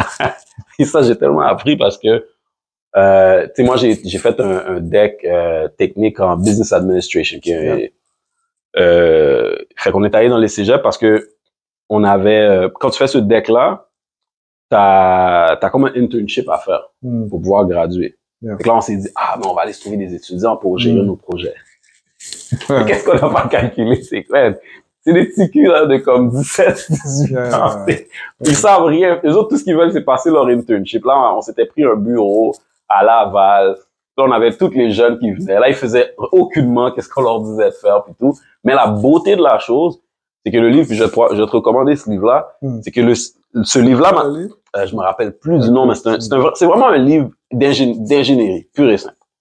Puis, c'était vraiment écrit, les humains, c'est eux qui vont donner le plus de tension à ton système. C'est-à-dire, numéro 1, faut que tu en as le moins possible. Ça, c'est la première des choses. Puis, la deuxième des choses, il faut que tu en as qui sont capables de gérer par eux-mêmes. Oui, tu dois leur donner un cadre, mais il faut qu'ils soient capables de faire le tout fonctionner par eux-mêmes en dedans du cadre, que eux autres sont capables d'aller ajouter les bons morceaux en place, qui fait en sorte qu'ils sont capables de thrive, eux autres, puis sont capables de faire grandir ta business de leur côté. Fait que c'est là que j'ai beaucoup appris à ce niveau-là, c'est que la personne avec qui tu travailles est très importante. Moi, j'ai eu des associés, à un moment donné, on était 5. On est passé de 5 à 2. Fait que tout ça, c'est important de comprendre qu'est-ce que les gens veulent dire quand ils parlent de système. Quand ma femme elle me disait, tu dois focus sur un projet. Là où elle a raison, c'est que quand tu commences, étant donné que c'est pas encore comment gérer un système à plusieurs têtes, à plusieurs business, tu peux pas commencer à plusieurs. Sure. Parce que c'est sûr que tu vas faire. C'est sûr et certain. Mais quand on a un, ou que là, tu es capable d'apprendre, OK, voici comment je l'ai monté, voici comment je le gère, voici. Là, tu peux juste prendre, c'est comme un copy-paste. Bang, là, bang, là, bang. Là, tu es capable de tout faire fonctionner, d'avoir les bonnes personnes. Puis on vit dans un monde où tu peux trouver des gens un peu partout dans le monde pour t'aider à gérer tes projets, là. C'est pas ça qui manque. Mais c'est la compréhension de c'est quoi un système. Un système, it's everything. Une équipe de football, c'est un système. Yeah. Ça part du head coach. Le head coach, il y a ses entraîneurs en dessous de lui qui doit trust de faire les bonnes affaires puis tout. Fait que là, lui, il focus de faire le game plan. Ça se peut qu'il soit un OC ou un DC aussi, mais au moins, il sait que tout roule. Il faut qu'il y ait les joueurs. T'as des leaders aussi que tu dois faire confiance chez les joueurs, etc. Fait que tout fonctionne ensemble. C'est pour ça qu'à chaque fois qu'il y a un nouveau coach de la NFL, on parle tout le temps de système. C'est quoi le système qu'il va mettre en place? Mais personne pense à ça, là. C'est juste des mots qu'on dit puis mais il y a une importance là-dessus que je pense. La famille, système. Sure. Et il faut, ta femme, est-ce qu'il y a un rôle spécifique pour les femmes? Non. On décide, nous, comment qu'on va rouler ça, comment qu'on va faire ça, tu sais. Fait que, ouais. Really interesting, man. Really cool. All athletic. Yeah. OK. Parce que là, on part de là. On voit l'histoire. All athletic, comme je dis, tu drops beaucoup de hints, tu es déjà actif, il y a des choses qui s'en viennent, j'ai vu un camp, j'ai vu différentes choses. Qu'est-ce que tu peux nous dire de la vision? OK, je sais que c'est donner des outils puis une plateforme aux jeunes pour réaliser leur talent. OK, peu importe qu'est-ce que c'est. Si tu peux nous expliquer un petit peu même la vision. Mais ça, je peux t'en parler pendant longtemps, puis je vais te donner plus que globalement, All Athletic, qu'est-ce que je veux faire avec ça? Je te parlais de maximisation de soi. Moi, je trouve que c'est très, très, très important. C'est tout. Puis, quand j'avais mon ancienne business, je dis tout le temps ça aux gens, je dis, man, c'est très difficile de dealer avec des gens de 35 ans et plus. Parce qu'ils ont tellement de frustration, ils ont tellement vécu beaucoup de choses, qu'ils veulent plus rêver, ils veulent avoir les choses tout de suite. Tandis qu'un jeune, le jeune peut avoir le temps de rêver. Puis le plus longtemps possible. Puis le sport te donne le temps de rêver beaucoup. Quand tu joues au high school football, qui tu vas regarder? Tu vas regarder d'autres high school football players dans le monde. C'est drôle parce que, toi, mon neveu David, à un moment donné, il y avait une photo de profil de Jordan Davison. C'est un running back de Mater Day. Et là, David est rendu aux États-Unis, puis ils sont juste quelques classes apart. Puis j'entends déjà des gens qui disent, mais David est meilleur que Jordan Davison. Il va être meilleur, il va être ranké plus haut, etc. Fait que c'est beau de regarder ces jeunes-là rêver. Fait moi, mon but avec All Athletic, c'est vraiment, on parlait de système, c'est de leur donner un processus. Ils passent à travers ce processus-là, et qu'après ça, ils peuvent se rendre là où ils peuvent se rendre, ou là ils ont travaillé pour se rendre. Je donne l'exemple. Par exemple, ça fait 2 ans qu'on fait un camp. Yeah. Et puis le camp, pour de vrai, ID Camp, c'est vraiment pour voir, OK, est-ce que je peux attirer les meilleurs joueurs au Québec? Et comment qu'on fait ça? T'sais, on leur donne des belles affaires. T'sais, on leur donne des tracksuits, pas tracksuits, mais on leur donne un t-shirt, short, beau, whatever. On travaille avec l'école pour faire en sorte que des bons coachs viennent les coacher pendant cette période-là, etc. Après ça, d'avoir toutes leurs statistiques sur une page web, etc. Qu'est-ce qu'ils sont pas habitués d'avoir? Tu leur donnes des trucs comme ça. Mais c'est plus au début, c'était plus pour regarder, mais est-ce que je suis capable d'avoir les top guys? Là, je me suis rendu compte, je suis capable d'avoir les top guys. Je le fais cette année. OK, parfait. Maintenant, ça, là, c'est un camp. Est-ce que je peux créer une plateforme qui va m'aider à gérer tous ces camps-là? Ou peut-être si Raymond, là, il veut faire un camp, il passe à travers ma plateforme. Parce que premièrement, j'ai déjà travaillé avec les jeunes, fait qu'il y a déjà des yeux dedans. Fait que là, on a une plateforme qui s'appelle Camp Cycle, qui va sortir bientôt. Il va y avoir des camps. Et chaque camp, c'est un groupe. Fait que les gars rentrent dedans. Exposons, ils veulent se préparer, ben ils peuvent s'entraider à l'intérieur du groupe, etc. Mon but avec ça, c'est après ça d'aller chercher les big time camps, d'aller chercher les Oklahomas, les camps de Alabama, puis tu sais, par exemple le camp de Syracuse, tu choisis le camp de Syracuse, t'es dans le groupe. Moi, guys, j'ai 3-4 places dans mon auto. Qui veut embarquer avec moi? Parfait, puis tout. Fait que c'est d'avoir une plateforme où t'as des événements, des camps, puis en même temps d'avoir le côté social avec des communautés, exactement. Puis ça peut aider d'autres gens qui peuvent créer. Parce que juste quand on parle de maximisation de soi en termes pour le joueur, c'est du exposure.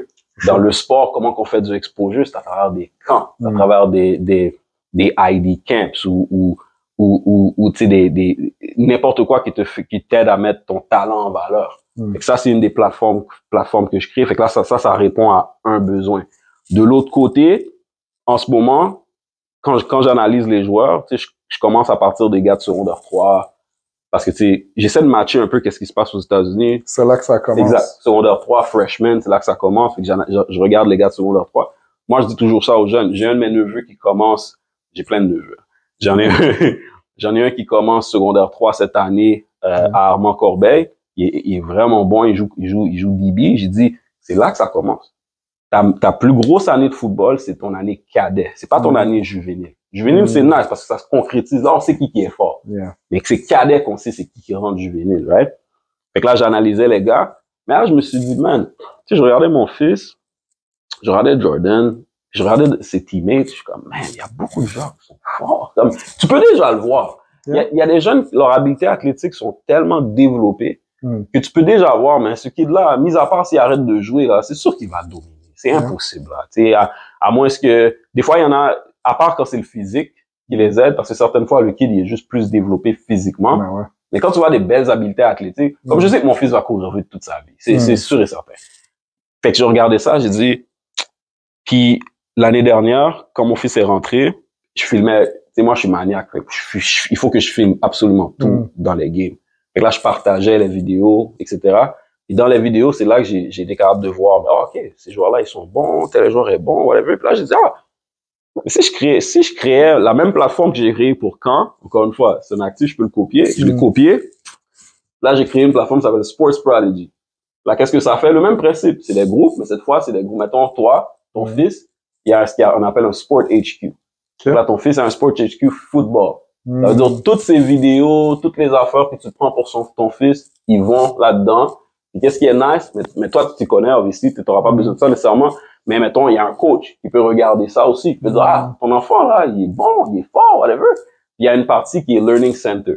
Right? Fait que dans le Learning Center, toi, tu fais des affaires avec ton fils que, on s'entend, la majorité des parents ont pas joué. On n'est pas aux États-Unis. C'est pas tous les parents qui inscrivent leurs enfants au foot qui ont déjà joué. Right? Fait que toi, tu peux faire une petite vidéo. Comment on fait un tackle? Comment on fait ci? Comment on fait ça? Fait que t'as un Learning Center dedans.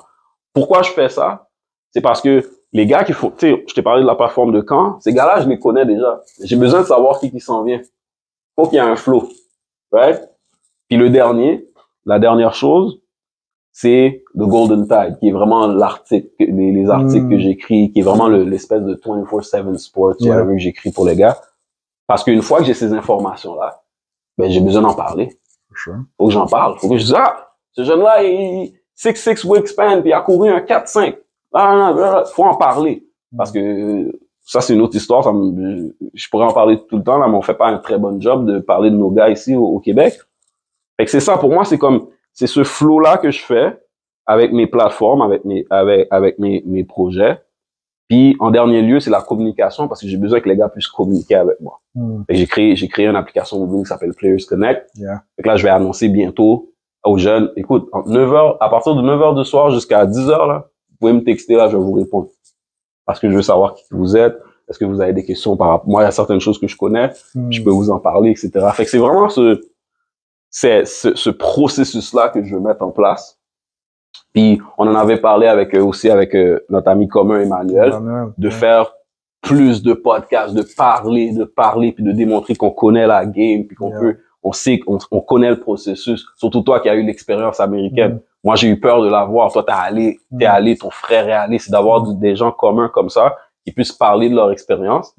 Puis encore une fois, je tiens vraiment à le dire que le but, c'est pas de pousser tout le monde à aller aux États-Unis. Parce qu'il y a des jeunes qui ont pas d'affaires. C'est pas pour tout le monde. C'est pas pour tout le monde. Tu devrais pas y aller. Yep. Le 1%, moi, je te pose la question, Raymond. Imagine si dans notre temps, il y avait des gens comme toi, moi, Emmanuel, du monde comme ça, qui nous trouvaient. Nos carrières auraient été complètement différentes. Fait que c'est pour ça que c'est important pour les jeunes de savoir, quand tu es un 1%, il faut que tu pars. Il faut que tu pars, absolument. Mais si tu ne l'es pas, il faut que tu aies la conscience que, comme I'm still good. C'est ça que les jeunes, des fois, ils comprennent pas. C'est pas parce que tu vas pas aux États-Unis que t'es pas un bon joueur de foot. Là. Non. Tu restes un bon joueur de foot, mais eux, ils sont sur une autre planète, là. Eux, ils peuvent se rendre jusqu'au bout. God forbid que des choses leur arrivent, puis ils restent focus sur le but, sur leur but, etc. Tu peux quand même te rendre loin, là. Tu peux quand même te développer, puis tu auras quelque chose à donner aux jeunes plus tard. Et c'est ça l'important.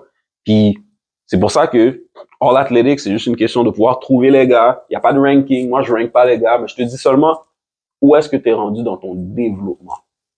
That's it, that's all. De façon authentique, exactement, claire. Exactement. Je trouve qu'est-ce qui est vraiment powerful en ce moment, là. Je pensais au crop de jeunes. Shekai, il vient juste de signer avec Old Miss. Antoine Delaurier. On a un crop de jeunes. Écoute, je suis à la maison, je dis des trucs à ma femme. Elle roule juste ses yeux. Elle l'a trop entendu, mais je vais le dire à quelqu'un, tu comprends? Ça, je le dis. Mais ils sont vraiment en train de changer la game. Complètement. Puis je veux leur donner leur fleur puis leurs props, OK? Parce que ils sont en train de montrer, puis qu'est-ce que tu dis, moi, qu'est-ce que j'entends dans ma tête, c'est comme, faut que les jeunes aient le choix. Si t'as le potentiel, si t'as le talent, et écoute, il y a des 1%, je donne l'exemple de Mathieu Betts, qui a des D1 scholarships dans des grosses écoles, puis qui dit, moi, je suis à Laval. Puis qui va faire une belle carrière pro, puis qui va à NFL aussi, puis tout ça. C'est rare. C'est rare. Très rare. Extrêmement rare, puis c'est un athlète rare. Right? Mais, qu'est-ce qui est powerful de Mathieu? Il y avait le choix. Dans notre temps, le choix n'était pas toujours là. Pour tout le monde. T'avais une opportunité, ben, c'est ton opportunité. Tu comprends? C'est ton opportunité. Donc, je pense là, on est en train d'ouvrir quelque chose, puis ces jeunes-là sont en train d'ouvrir quelque chose, que comme c'est ça qui est powerful, d'après moi, c'est clair. OK, tu te mets dans la position pour maximiser ton talent, ton potentiel, non seulement dans le football, mais ça a plein d'autres incidences là, dans ta vie aussi, puis t'as le choix. You know? Donc, c'est ça que je trouve cool, c'est que ce processus-là, moi, comment je vois ça, c'est que c'est vraiment ça que ça va faire. Ça va mettre des gens dans une position pour avoir un choix, puis des familles dans une position pour avoir un choix. Exactement. Je donne un exemple real quick, mais c'est comme première offre de scholarship avec Alcorn State, OK? Au fond, moi, je me faisais recruter par une autre école. Je me faisais recruter par Wofford College. C'est là-bas, Emmett Paul, OK? Puis, il était intéressé à mon frère, mais pas vraiment. Là, Alcorn, il offre à mon frère. Mais la réalité, là, c'est que il y avait Wisconsin, il y avait UCLA, il y avait Minnesota. C'est juste qu'on connaissait rien. On n'était pas préparés. Toutes ces écoles-là étaient intéressées. Ils disaient, ben là, il faut faire une année de plus. Au cégep. Moi, j'ai plus d'années de plus. Tu comprends? Mon frère, ben, il s'est comme, non, je gradue maintenant, tu comprends? Mais qu'est-ce qui s'est passé? Alcorn a offert. Nous encore, c'est parce que mon père était dans le sport et ma mère, les études, c'est important. Elle dit, notre fils va pas aller quelque part juste parce que t'as offert quelque chose, là. So, on a conduit jusqu'au Mississippi, là. Dans le temps, il n'y avait pas de GPS comme ça. C'était la carte, là. C'était la carte. On allait à Central Michigan, on avait fait la même chose parce qu'ils étaient intéressés aussi. Donc, anyways, on est arrivé au Mississippi. Ils offrent mon frère. Après, dans le bureau du coach, il check mon highlight. Il check mon highlight. Mais c'est ça l'affaire, c'est se mettre en position. Parce qu'il check mon highlight, on the spot, il m'a fait un scholarship. Tu comprends? Mais nous, c'est comme, on n'avait pas le choix. On s'est donné le choix. Mais là, les jeunes, ils vont l'avoir. Ils vont l'avoir, c'est ça. Ça change la game. J'aime qu'est-ce que tu dis par rapport d'avoir le choix. Parce que c'est vrai. Moi, je leur dis tout le temps, je dis, écoute, qu'est-ce qui est beau au Québec, c'est parce que on a un système qui nous permet, si les États-Unis, c'est ça qui t'intéresse, on a un système qui te permet de partir à différents niveaux. Puis ça peut matcher ton développement. Tu sais, je prends David, par exemple. David, ça aurait fait aucun sens pour lui d'aller au cégep. Absolument aucun sens. Pourquoi? Parce que le jeune, il domine comme un malade mental depuis qu'il a 5 ans. Il a démontré que comme il n'y a plus rien vraiment à accomplir. Right? Fait que lui, partir après le secondaire, ça fait beaucoup de sens. La même affaire pour Shekai. Shekai, son highlight tape, North Shore, sa dernière année, ça n'a pas rapport. Fait qu'un jeune comme ça, tu dois partir. Mais ça veut pas dire que si tu arrives là, right, que à la fin de ton secondaire 5, que oui, t'es fort, mais tu sais quoi, faut que tu sois honnête avec toi. Est-ce que si tu vas là-bas, est-ce que tu vas être buried dans le depth chart ou tu vas faire comme, mettons, Shekai, t'arrives là-bas, t'es déjà starter. Parce que ton talent le dit. Exactement. Right?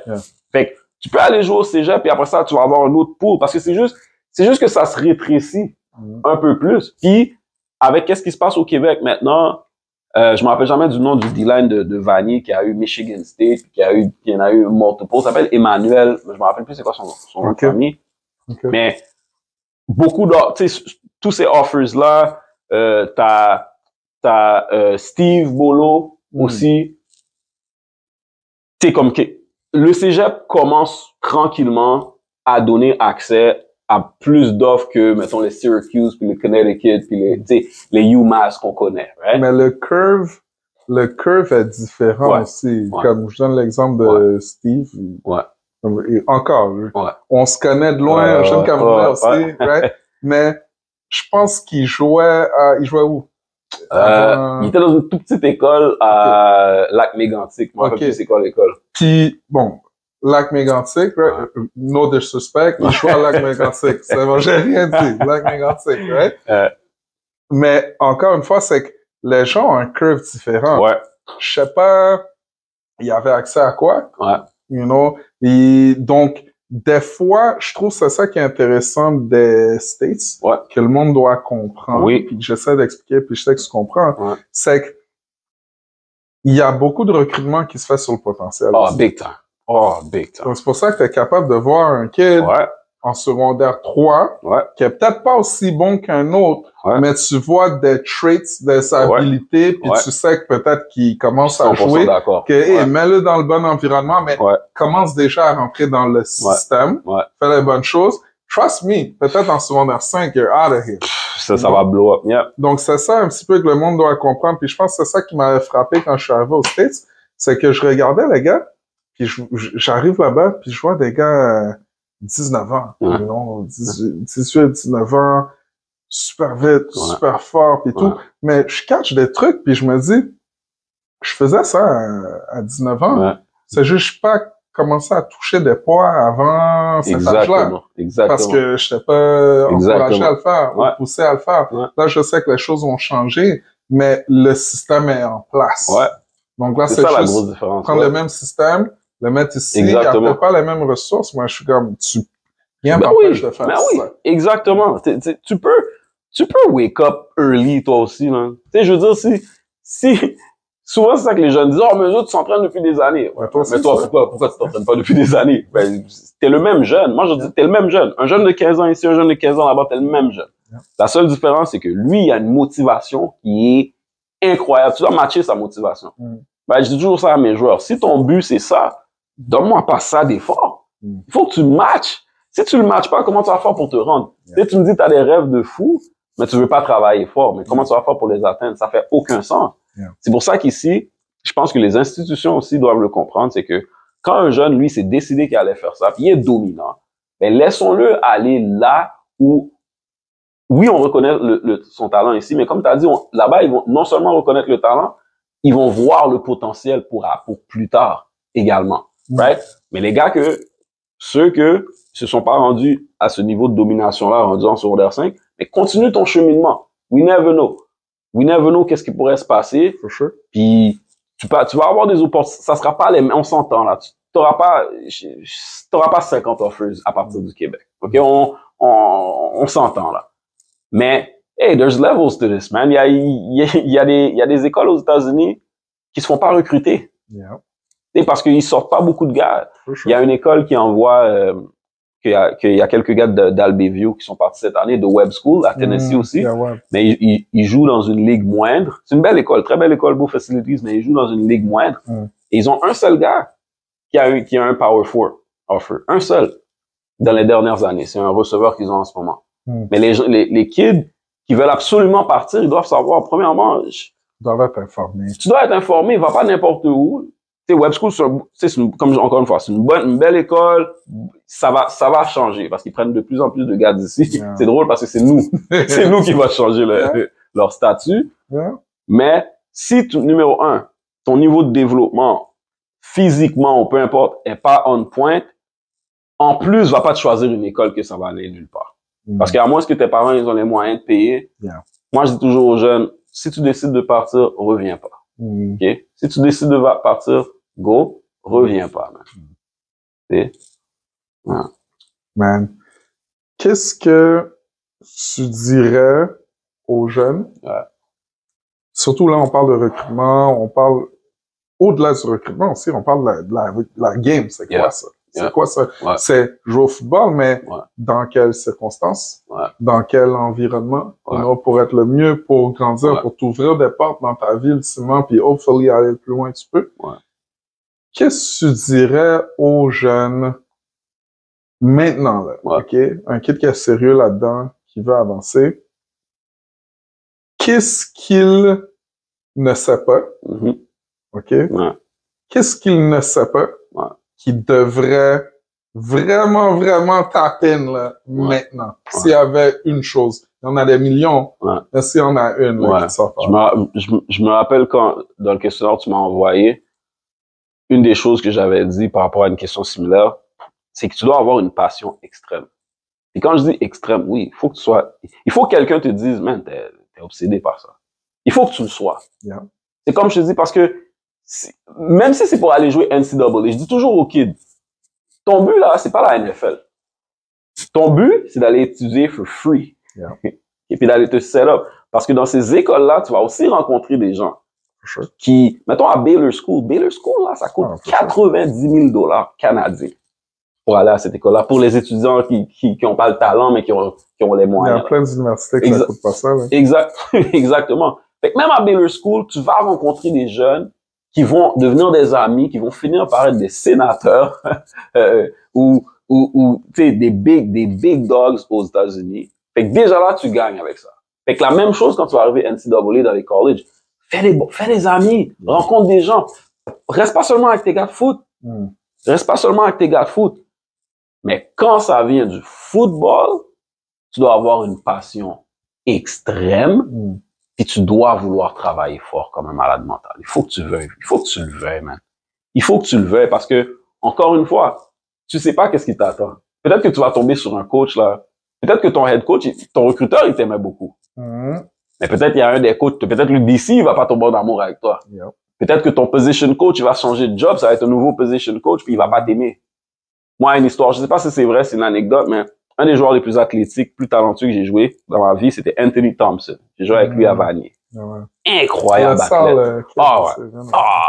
Quand je te dis un athlète incroyable, moi, incroyable athlète.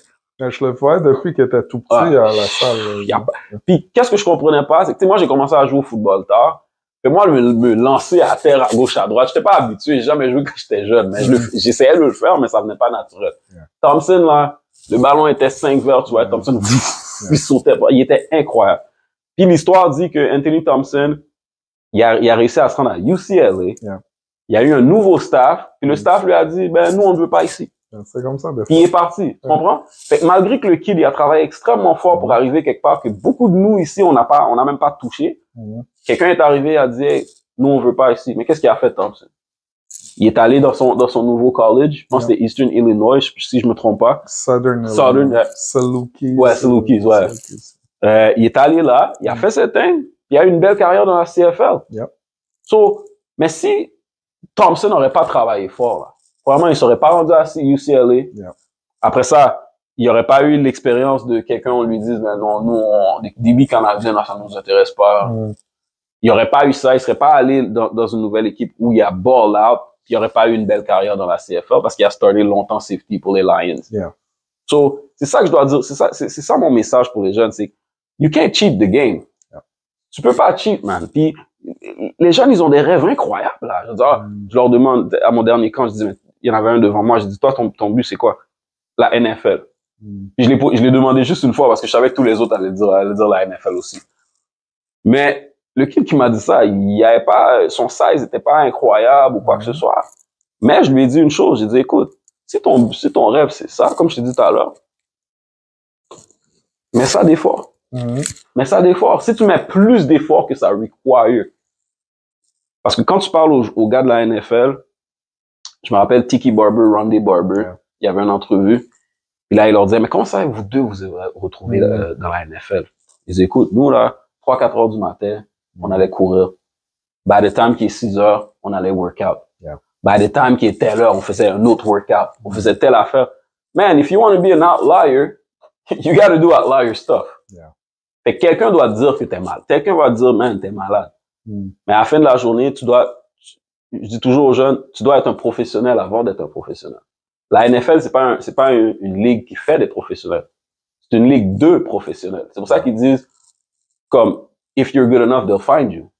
Pour de vrai, c'est, if you're a pro, they'll find you. Parce qu'un pro, ça se ment pas, là. Moi, je dis toujours ça à mon fils Jordan. Tu sais, je m'en vais au parc souvent avec lui.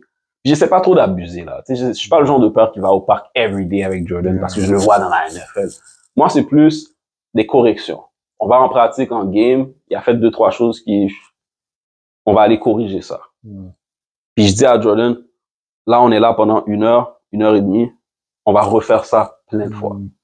Parce que si tu t'habitues à faire cette chose-là tellement souvent, mais quand tu vas arriver sur le terrain, it's nothing. So, tu dois outwork les gens. Pur et simple. Puis, comme je dis, je le fais pas faire des choses every single day. Pourquoi? Parce que je vais pas lui enlever ce love-là pour ce sport-là. Mais mon message, c'est vraiment, tu veux être meilleur que les autres, tu fais plus que les autres. Ainsi simple que ça. Aussi simple que ça. Tu peux pas, quelqu'un qui work hard, tu peux pas gagner contre ça. Tu peux pas gagner contre, parce que la personne qui a le talent, j'ai toujours dit ça à David. Je disais à David, toi, David, t'es meilleur que tout le monde en ce moment. Mais t'es aussi plus développé que les autres physiquement. Quand il était en secondaire 3 à peu près. Mais si tu travailles pas fort, tu vois, ça va commencer à catch up. Mais qu'est-ce que le kid a fait? J'ai un gym à la maison. Il vient à la maison s'entraîner. Faisait ses affaires. Il allait courir, des trucs comme ça. Lui et Jordan, mon corner camerounais que je te parlais, se sont mis ensemble, travailler. Ils ont boosté leurs notes. C'était des enfants, là, leur moyenne, c'était à peu près 65-70%. Dernière année secondaire, 90%. Parce qu'ils ont écouté, ils se sont appliqués. Là, maintenant, le processus est parti. Ben, tu check des box, tu te donnes des options. That's it. C'est difficile de te dire non. Ouais. Si t'as du talent puis t'as ça, Exactement. tu te donnes des options. Exactement. Wow. Ouais. Qu'est-ce que t'aimerais voir? En tout cas, on parle en nous. Qu'est-ce que t'aimerais voir du football québécois, on va dire, dans les prochaines années? Ouais. Okay? Si ça s'en va dans la... Ben, de toute façon, on a un bon produit, on a du bon football au Québec. Ouais. On a vraiment du bon football au Québec. Mais, ultimement, je pense que n'importe quelle entreprise, n'importe quelle personne qui veut réussir doit évoluer, doit s'adapter. On est dans une phase d'adaptation, là. Regarde qu'est-ce qui se passe à NCAA dans le football. C'est très différent de qu'est-ce qu'il y avait il y a 3 ans, 5 ans. Tu le sais en plus. Très différent. U-Sports, d'une façon ou d'une autre, man, il y a aussi de l'évolution. Qu'est-ce que tu aimerais voir, genre, côté Québec? J'aime comment tu l'as amené, ce point-là. C'est parce qu'il y a, dans le monde, tu sais, dans le monde des affaires, on appelle ça un disruption. Dans le marché, en ce moment, il y a un disruption. C'est parce que maintenant, je te donne l'exemple, David et Jordan sont partis en secondaire 4. Right? Ça existe pas, là? Ça, il y a quelques années. Ouais, ça existait pas. C'est même pas, je pense que tu l'avais dit, ton ami à Saint-Michel, son père avait une auto. Tu l'as vu. Ça, t'as vu que ça existe. Exact. Mais là, maintenant, les gens, ils voient, c'était même pas une option. Exactement. Mais là, ça existe. Exactement. Parce qu'après ça, comme tu l'as dit, après ça, t'as Kingston Paquette, un des jeunes que j'aime beaucoup, qui jouait à Notre-Dame. Même chose, secondaire 4. Moi, je vais partir aux États-Unis, j'ai le talent. Boum, il est parti à Rabun Gap en Georgia. Fait que t'as un disruption qui fait que ça arrêtera pas, guys. OK? Ça arrêtera pas. So, que les gens se fâchent, que les gens disent non, il pourrait jouer ici. Comment? Première des choses, là, c'est qu'il faut accepter que la majorité des jeunes, comme je dis, les jeunes ont le droit de rêver. La majorité des jeunes n'ont pas rêvé de jouer dans la CFL. La majorité. Il faut accepter ça. Ça enlève rien aux gars qui jouent dans la CFL. Mes meilleurs amis ont joué dans la CFL. Jesse Joseph, qui a joué D-line quand j'étais à Vanier, c'est un de mes meilleurs amis. Il a eu une belle carrière dans la CFL. Ça enlève rien à la CFL, mais Jesse te le dirait lui-même. Son rêve, c'était pas de jouer dans la CFL, c'est de jouer dans la NFL. C'est blessé. Il y a sa première année à Yukon, il avait eu une excellente année. Malheureusement, il s'est blessé. Fait que, il faut accepter le fait que on a un beau produit, que le produit est tellement beau que maintenant que tout le monde veut un morceau. Et tout le monde veut un piece. En fin de semaine, Rabun Gap, Baylor sur ESPN, 17 Québécois dans la game. Personne n'en parle. Pourquoi? Parce qu'on veut pas que personne le sache, parce qu'on veut pas que, justement, que les jeunes se disent, je pourrais peut-être être un de ces gars-là prochainement. Pourquoi faire ça? Ça sert à rien. Tout ce qu'on doit faire, c'est justement, tout simplement repenser à notre système. Il faut juste repenser à nos systèmes. Si, par exemple, au secondaire, tu sais que tu vas te rendre compte qu'un kid en secondaire 2, là, est dominant, incroyablement dominant. Mais prépare-le à partir. Parce qu'au moins, quand il va partir, il va sentir que, mais mon équipe où j'étais, là, ils ont eu mon bac. Le processus s'est fait à travers eux. Tandis que maintenant, qu'est-ce qui arrive? C'est que quand un marché commence à changer, mais tu sais quoi, il y a des gens qui regardent le marché et disent, ça change. Mais tu sais quoi, moi, je vais apporter mon aide. Et que là, t'as Emmanuel qui fait une bonne job, qui rentre, qui va aider les jeunes. T'en as d'autres qui font une bonne job. T'en as certains que, bon, je suis pas super fan, mais qu'ils arrivent, qui font la job. Mais qu'est-ce qui arrive aux écoles? C'est que là, le joueur, tout ce qu'il fait, c'est il t'annonce qu'il s'en va. Mais t'as pas fait partie du processus parce qu'il il a pas senti que t'étais nécessairement derrière lui pour justement faire ce move-là. Puis pourquoi pas non plus s'asseoir avec toutes les athlètes puis leur dire, écoute, moi je pense que, puis être honnête là, pas leur dire du n'importe quoi parce qu'on veut les garder, là. Être honnête. Dis, d'où t'es vraiment fort. Quelques années tu devrais partir. Toi, t'as besoin de développement. Puis voici pourquoi. T'as besoin de développer X, Y, Z. Puis je pense que si tu vas dans un bon programme collégial, ça va t'aider. Mais il faut changer. Le marché est en train de changer. Les jeunes, ils vont pas t'attendre. Moi, le nombre de jeunes qui m'envoient des messages à chaque jour là pour me demander, coach, comment je fais pour aller aux États-Unis? Comment je fais pour... Le nombre, ça va juste pas arrêter. Et le nombre, c'est fou parce que non seulement il y a les joueurs qui me contactent, les coachs américains de presque toutes les states, puis des gros states, là, des states dans le SEC, là, qui contactent, qui disent, hey, you guys got a lot of ballers. Like, how can we get some? Puis les Américains, connaissant les Américains, là, une fois qu'ils ont tombé sur une mine d'or, là, ça arrêtera pas. Yep. Ça arrêtera pas. Fait il faut absolument faire en sorte que, tout simplement, changer avec le système. Pour pas qu'après ça soit tout le temps frustration. Faut pas que ça soit ça. Faut avoir un certain niveau de... Tu sais, quand tu commences à perdre le contrôle de quelque chose, faut que tu récupères le contrôle. Yeah. Mais il faut que tu acceptes de devoir, pour pouvoir récupérer ce contrôle-là, mais il faut que je change moi-même. Peut-être que, au lieu de vouloir que les grosses années, ça soit le juvénile, peut-être qu'on va focuser que les grosses années, c'est le cadet. Why not? La majorité des sports, c'est à peu près à 13, 14 ans que les studs se créent. Rendu 16, 17, 18 ans, les gars, normalement, they're figuring out comme avec des big dogs. Mais il faut rendre le cadet, il faut rendre ça une ligue. C'est déjà compétitif, mais il faut mettre un focus sur le cadet. Il faut que quand il y a la finale cadet, il faut que ça soit aussi streamé. Parce qu'on va voir ces studs-là, puis les gars vont sentir que c'est une grosse année. And guess what, man? Juvie, 1 an, c'est correct. Mais si j'ai pas besoin de faire ma deuxième année, pourquoi je devrais faire? Ça devrait être un développement. Première année de Juvie, good. Mais tu sais quoi, man? You don't need that second year. Yeah. You can go. Puis si jamais t'as besoin de cette second year-là, peut-être que, you know what? T'as pas besoin du collégial. Mais tu sais quoi? Toi, t'en as besoin du collégial. Go. Mais c'est ça que je trouve beau au Québec, que justement, il y a ça qu'on peut faire. Parce que l'Américain qui arrive de grade 12, là, c'est fini. Il y a plus rien d'autre qu'il peut faire. Mais nous, on a ce choix-là à plusieurs niveaux. Yeah. Pourquoi pas maximiser ça? Au lieu que tout le monde se frustre, puis tout le monde essaie de mettre de l'emphase sur qu'est-ce qui se fait ici, which is great. Mais at the end of the day, guys, it's not the same thing. Yeah. It's not life changing. T'as des kids comme ça qui habitent dans le hood. Tu penses que ce kid-là, moi j'ai joué au Carabin, tu penses que ce kid-là, aller au Carabin, puis ou avoir un full scholarship quelque part aux States, c'est pas plus avantageux. Comme c'est toutes ces choses-là que je trouve qu'on devrait réfléchir. Puis si on repense le système, on n'aura pas besoin de se frustrer.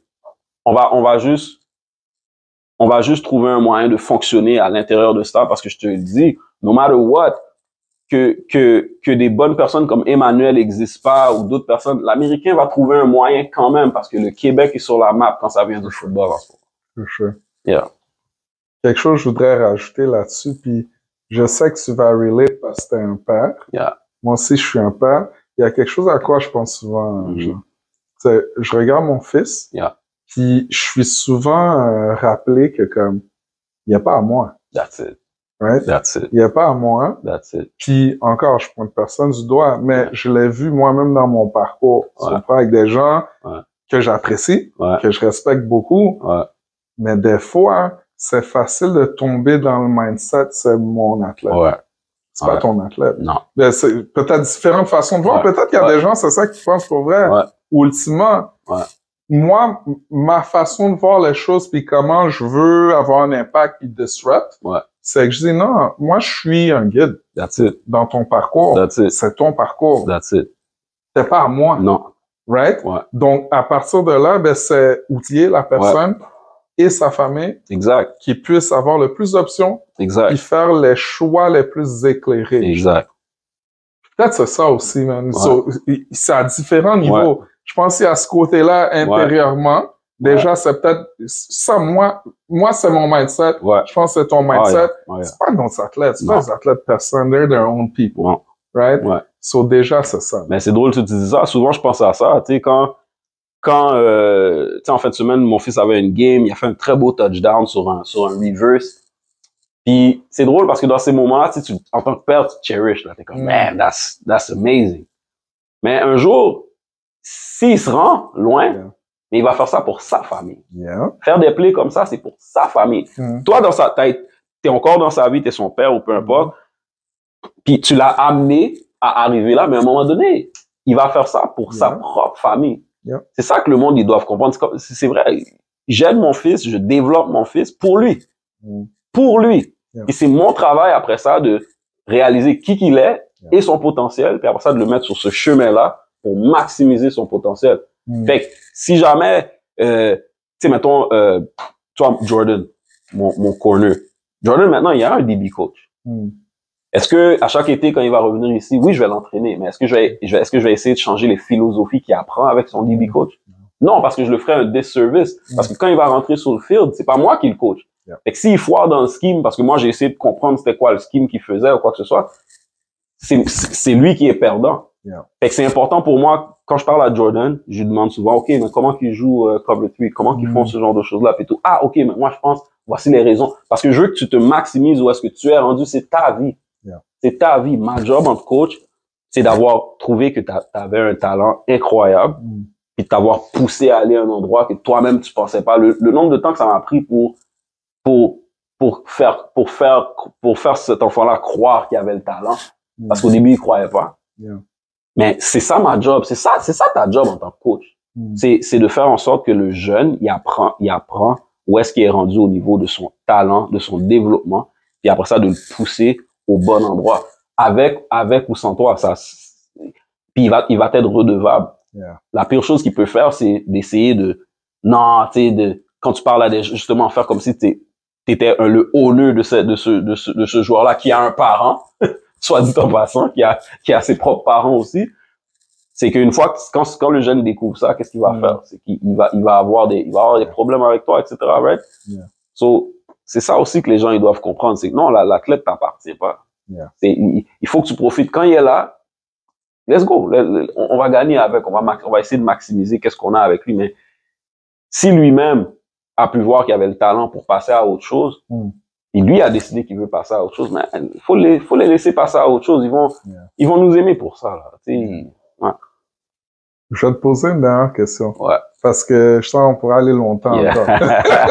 Mais, tu sais quoi? De toute façon, tu parlais d'Emmanuel. Je sais qu'on s'en est parlé. Ouais.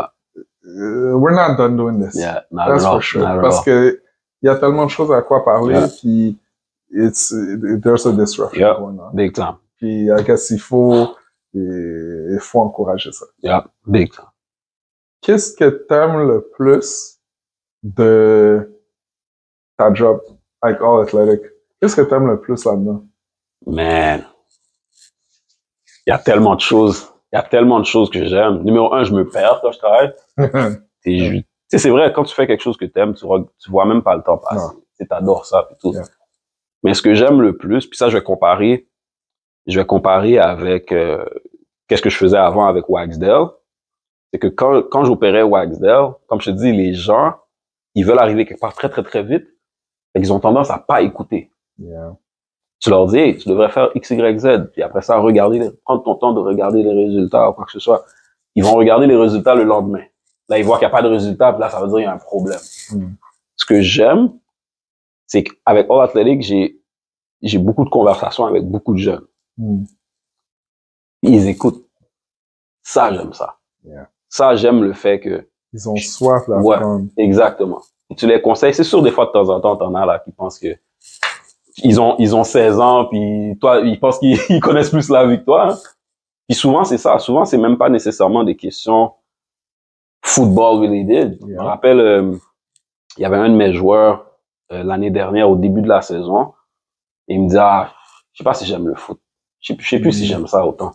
Je suis comme, pourquoi? Il dit, quand je mets mon casque, quand j'ai les épaulettes, on dirait que j'ai plus envie d'aller all out comme j'aurais envie. Mais OK, mais prends du temps, man. Prends du temps. Il a aimé ça, là. Il m'a dit, coach, j'ai vraiment aimé le fait que tu m'as dit de prendre du temps pour moi. For sure. Et pas de dire comme, non, viens, let's go là, let's go, man, t'es un joueur de foot. Non, si tu te sens comme ça, moi, c'est ça que je veux toujours passer comme message à les jeunes. T'as le droit d'avoir un feeling. T'as le droit. So, prends la direction avec tu sais, je fais pas du n'importe quoi, là, mais si tu me dis que t'as besoin d'un X nombre de temps pour te remettre dedans, etc., tu vas le voir. Le foot, c'est tellement un sport qui demande de la passion. Quand tu l'as plus, il y a un énorme vide for sure. en dedans de toi. For sure. So, quand tu vas prendre du recul, tu vas le voir si c'est vraiment parce que t'aimes plus ça. La semaine d'après, il est revenu. Yeah. Et c'est ça, j'aime avoir ce genre de conversation-là avec les kids. Je leur pose des questions, je dis, écoute, qu'est-ce que je devrais mettre dans la plateforme? Qu'est-ce que tu penses que je devrais faire? Ils me donnent des idées, etc. Ouais. Fait que j'aime vraiment ça, travailler avec les jeunes parce que ils sont dans une période de leur vie où tout est possible encore. Tout est possible. Il y en a même que, des fois, tu dois les ramener à la réalité parce que c'est difficile, là. Tu sais, je dis toujours à Emmanuel, je dis, écoute, moi, je peux pas accompagner vraiment des jeunes parce que c'est très difficile pour moi de dire à un, écoute, t'as pas de shot. Yeah. Fait que je dis tout le temps, tu sais, je rigole tout le temps, je dis, moi, je pourrais pas faire ce que tu fais. Yeah. Fait que le fait d'être global, puis de les inviter dans des camps, puis de ci, puis de ça, au moins, je peux inclure. C'est là que tu contribues. Exactement. Yeah. Exactement. Fait que moi, je suis correct avec ça. Mais fait que c'est ça. Mais c'est très difficile pour moi de dire à un jeune, non, ton talent te permettra pas d'arriver à tel endroit. Parce qu'il y a tellement d'autres choses qu'ils peuvent faire. Mais j'aime avoir des conversations avec les autres. Puis All Athletic me permet ça. Tu sais, ils reconnaissent, ils envoient des messages dans l'Instagram de All Athletic. Ils pensent que c'est quelqu'un mais c'est moi. C'est moi qui te réponds. Là, quand ils comprennent ça, ils m'envoient des messages directement. Nice. Players Connect. C'est nice parce qu'il y a un des joueurs que j'ai une bonne relation avec lui. Thierry Andrew GT qui s'en va, qui finalement il va partir. À Wofford. Ouais. Okay. Son frère est à Wofford, puis là lui justement il part aux États-Unis. Il me texte sur mon application. Fait que j'ai une fierté parce qu'il me pose des questions. Coach, qu'est-ce que tu penses de telle chose? Mais il me l'envoie sur mon app. Fait que je suis comme man, dude, that's fun. Man. Puis j'aime avoir ce genre de conversation là avec les gens. Nice. Ouais. Awesome, man. Yeah. Où est-ce que les gens ils peuvent te trouver? Ouais. Twitter, Instagram, @J_Agenor, AGENOR. Fait que majoritairement du temps, j'ai toujours mon téléphone, je réponds rapidement. Moi, je suis pas le genre de personne qui va dire, oh, j'ai pas vu ton message. Je vais le prendre, je vais voir ton message, je vais te répondre tout de suite. Si je te réponds pas, c'est parce que je suis busy quelque part d'autre, je fais quelque chose d'autre. Parfait. Yeah. So, gars, je vais m'assurer de mettre toutes ces infos-là dans les show notes. Avant de terminer aujourd'hui, ben, je veux te dire merci, man. Yeah, merci à toi, Big Ray. Merci, man. Comme je te dis, j'avais hâte à cette conversation-là. Ouais. Je te dis que j'ai comme encore plus hâte pour la suite. Ah, big time. Moi aussi. Puis, I mean it. I truly mean it from the bottom of my heart, man. Yeah. I love what you do. Merci beaucoup. Et moi aussi. Ouais. Merci d'être venu dans le show. Ça me fait plaisir, man. Puis je tiens à dire ça, tu me motives beaucoup. Tu sais, moi, je suis quelqu'un, tu sais, je lis beaucoup sur les gens, puis j'apprends à connaître les gens. Yeah. Puis les informations sont là. T'as une très belle carrière. J'admire ta carrière. Même si t'as joué pour les Spartiates, c'est pas grave. J'admire ce que tu fais pour de vrai. Puis il faut que les gens, justement des gens comme toi, il faut que les gens savent comme ton parcours. Je sais que toi, tu mets beaucoup d'emphase sur qu'est-ce qui se passe après le football, etc. pour faire les jeunes comprendre que c'est pas juste ça. Yeah. C'est comme c'est un véhicule que tu utilises. Puis ça, je respecte ça beaucoup. Mais je trouve aussi que les gens doivent connaître ta carrière. Parce que selon moi, t'es probablement, toi et ton frère, vous êtes probablement deux des meilleurs joueurs de football que le Québec a jamais produit. Merci, et je pense que les gens ont besoin de savoir ça. Ça, c'est important. Merci, bro. Ouais. Merci beaucoup. So, guys, c'est ça Football Inc, man. C'est ça Football Inc. So, vraiment, man, All Athletic Football, il y a des bonnes choses qui se passent là-dedans. Suivez Jay dans absolument tout ce qu'il fait. Moi, je peux le dire, s'il veut, man, c'est pas la dernière fois qu'il va être ici. Ça, c'est clair. On se revoit la prochaine fois. Si tu as été inspiré, si tu as appris quelque chose, OK, tout ce qu'on te demande, que tu sois un athlète, un coach, un parent, va subscribe, OK, va subscribe. On veut continuer à lancer du contenu comme ça pour aider les gens, man. Faire une différence. Let's go. So, thank you guys. À la prochaine. Subscribe now. Merci beaucoup à toi, man. Thank you very much. Ça me fait plaisir. That was awesome.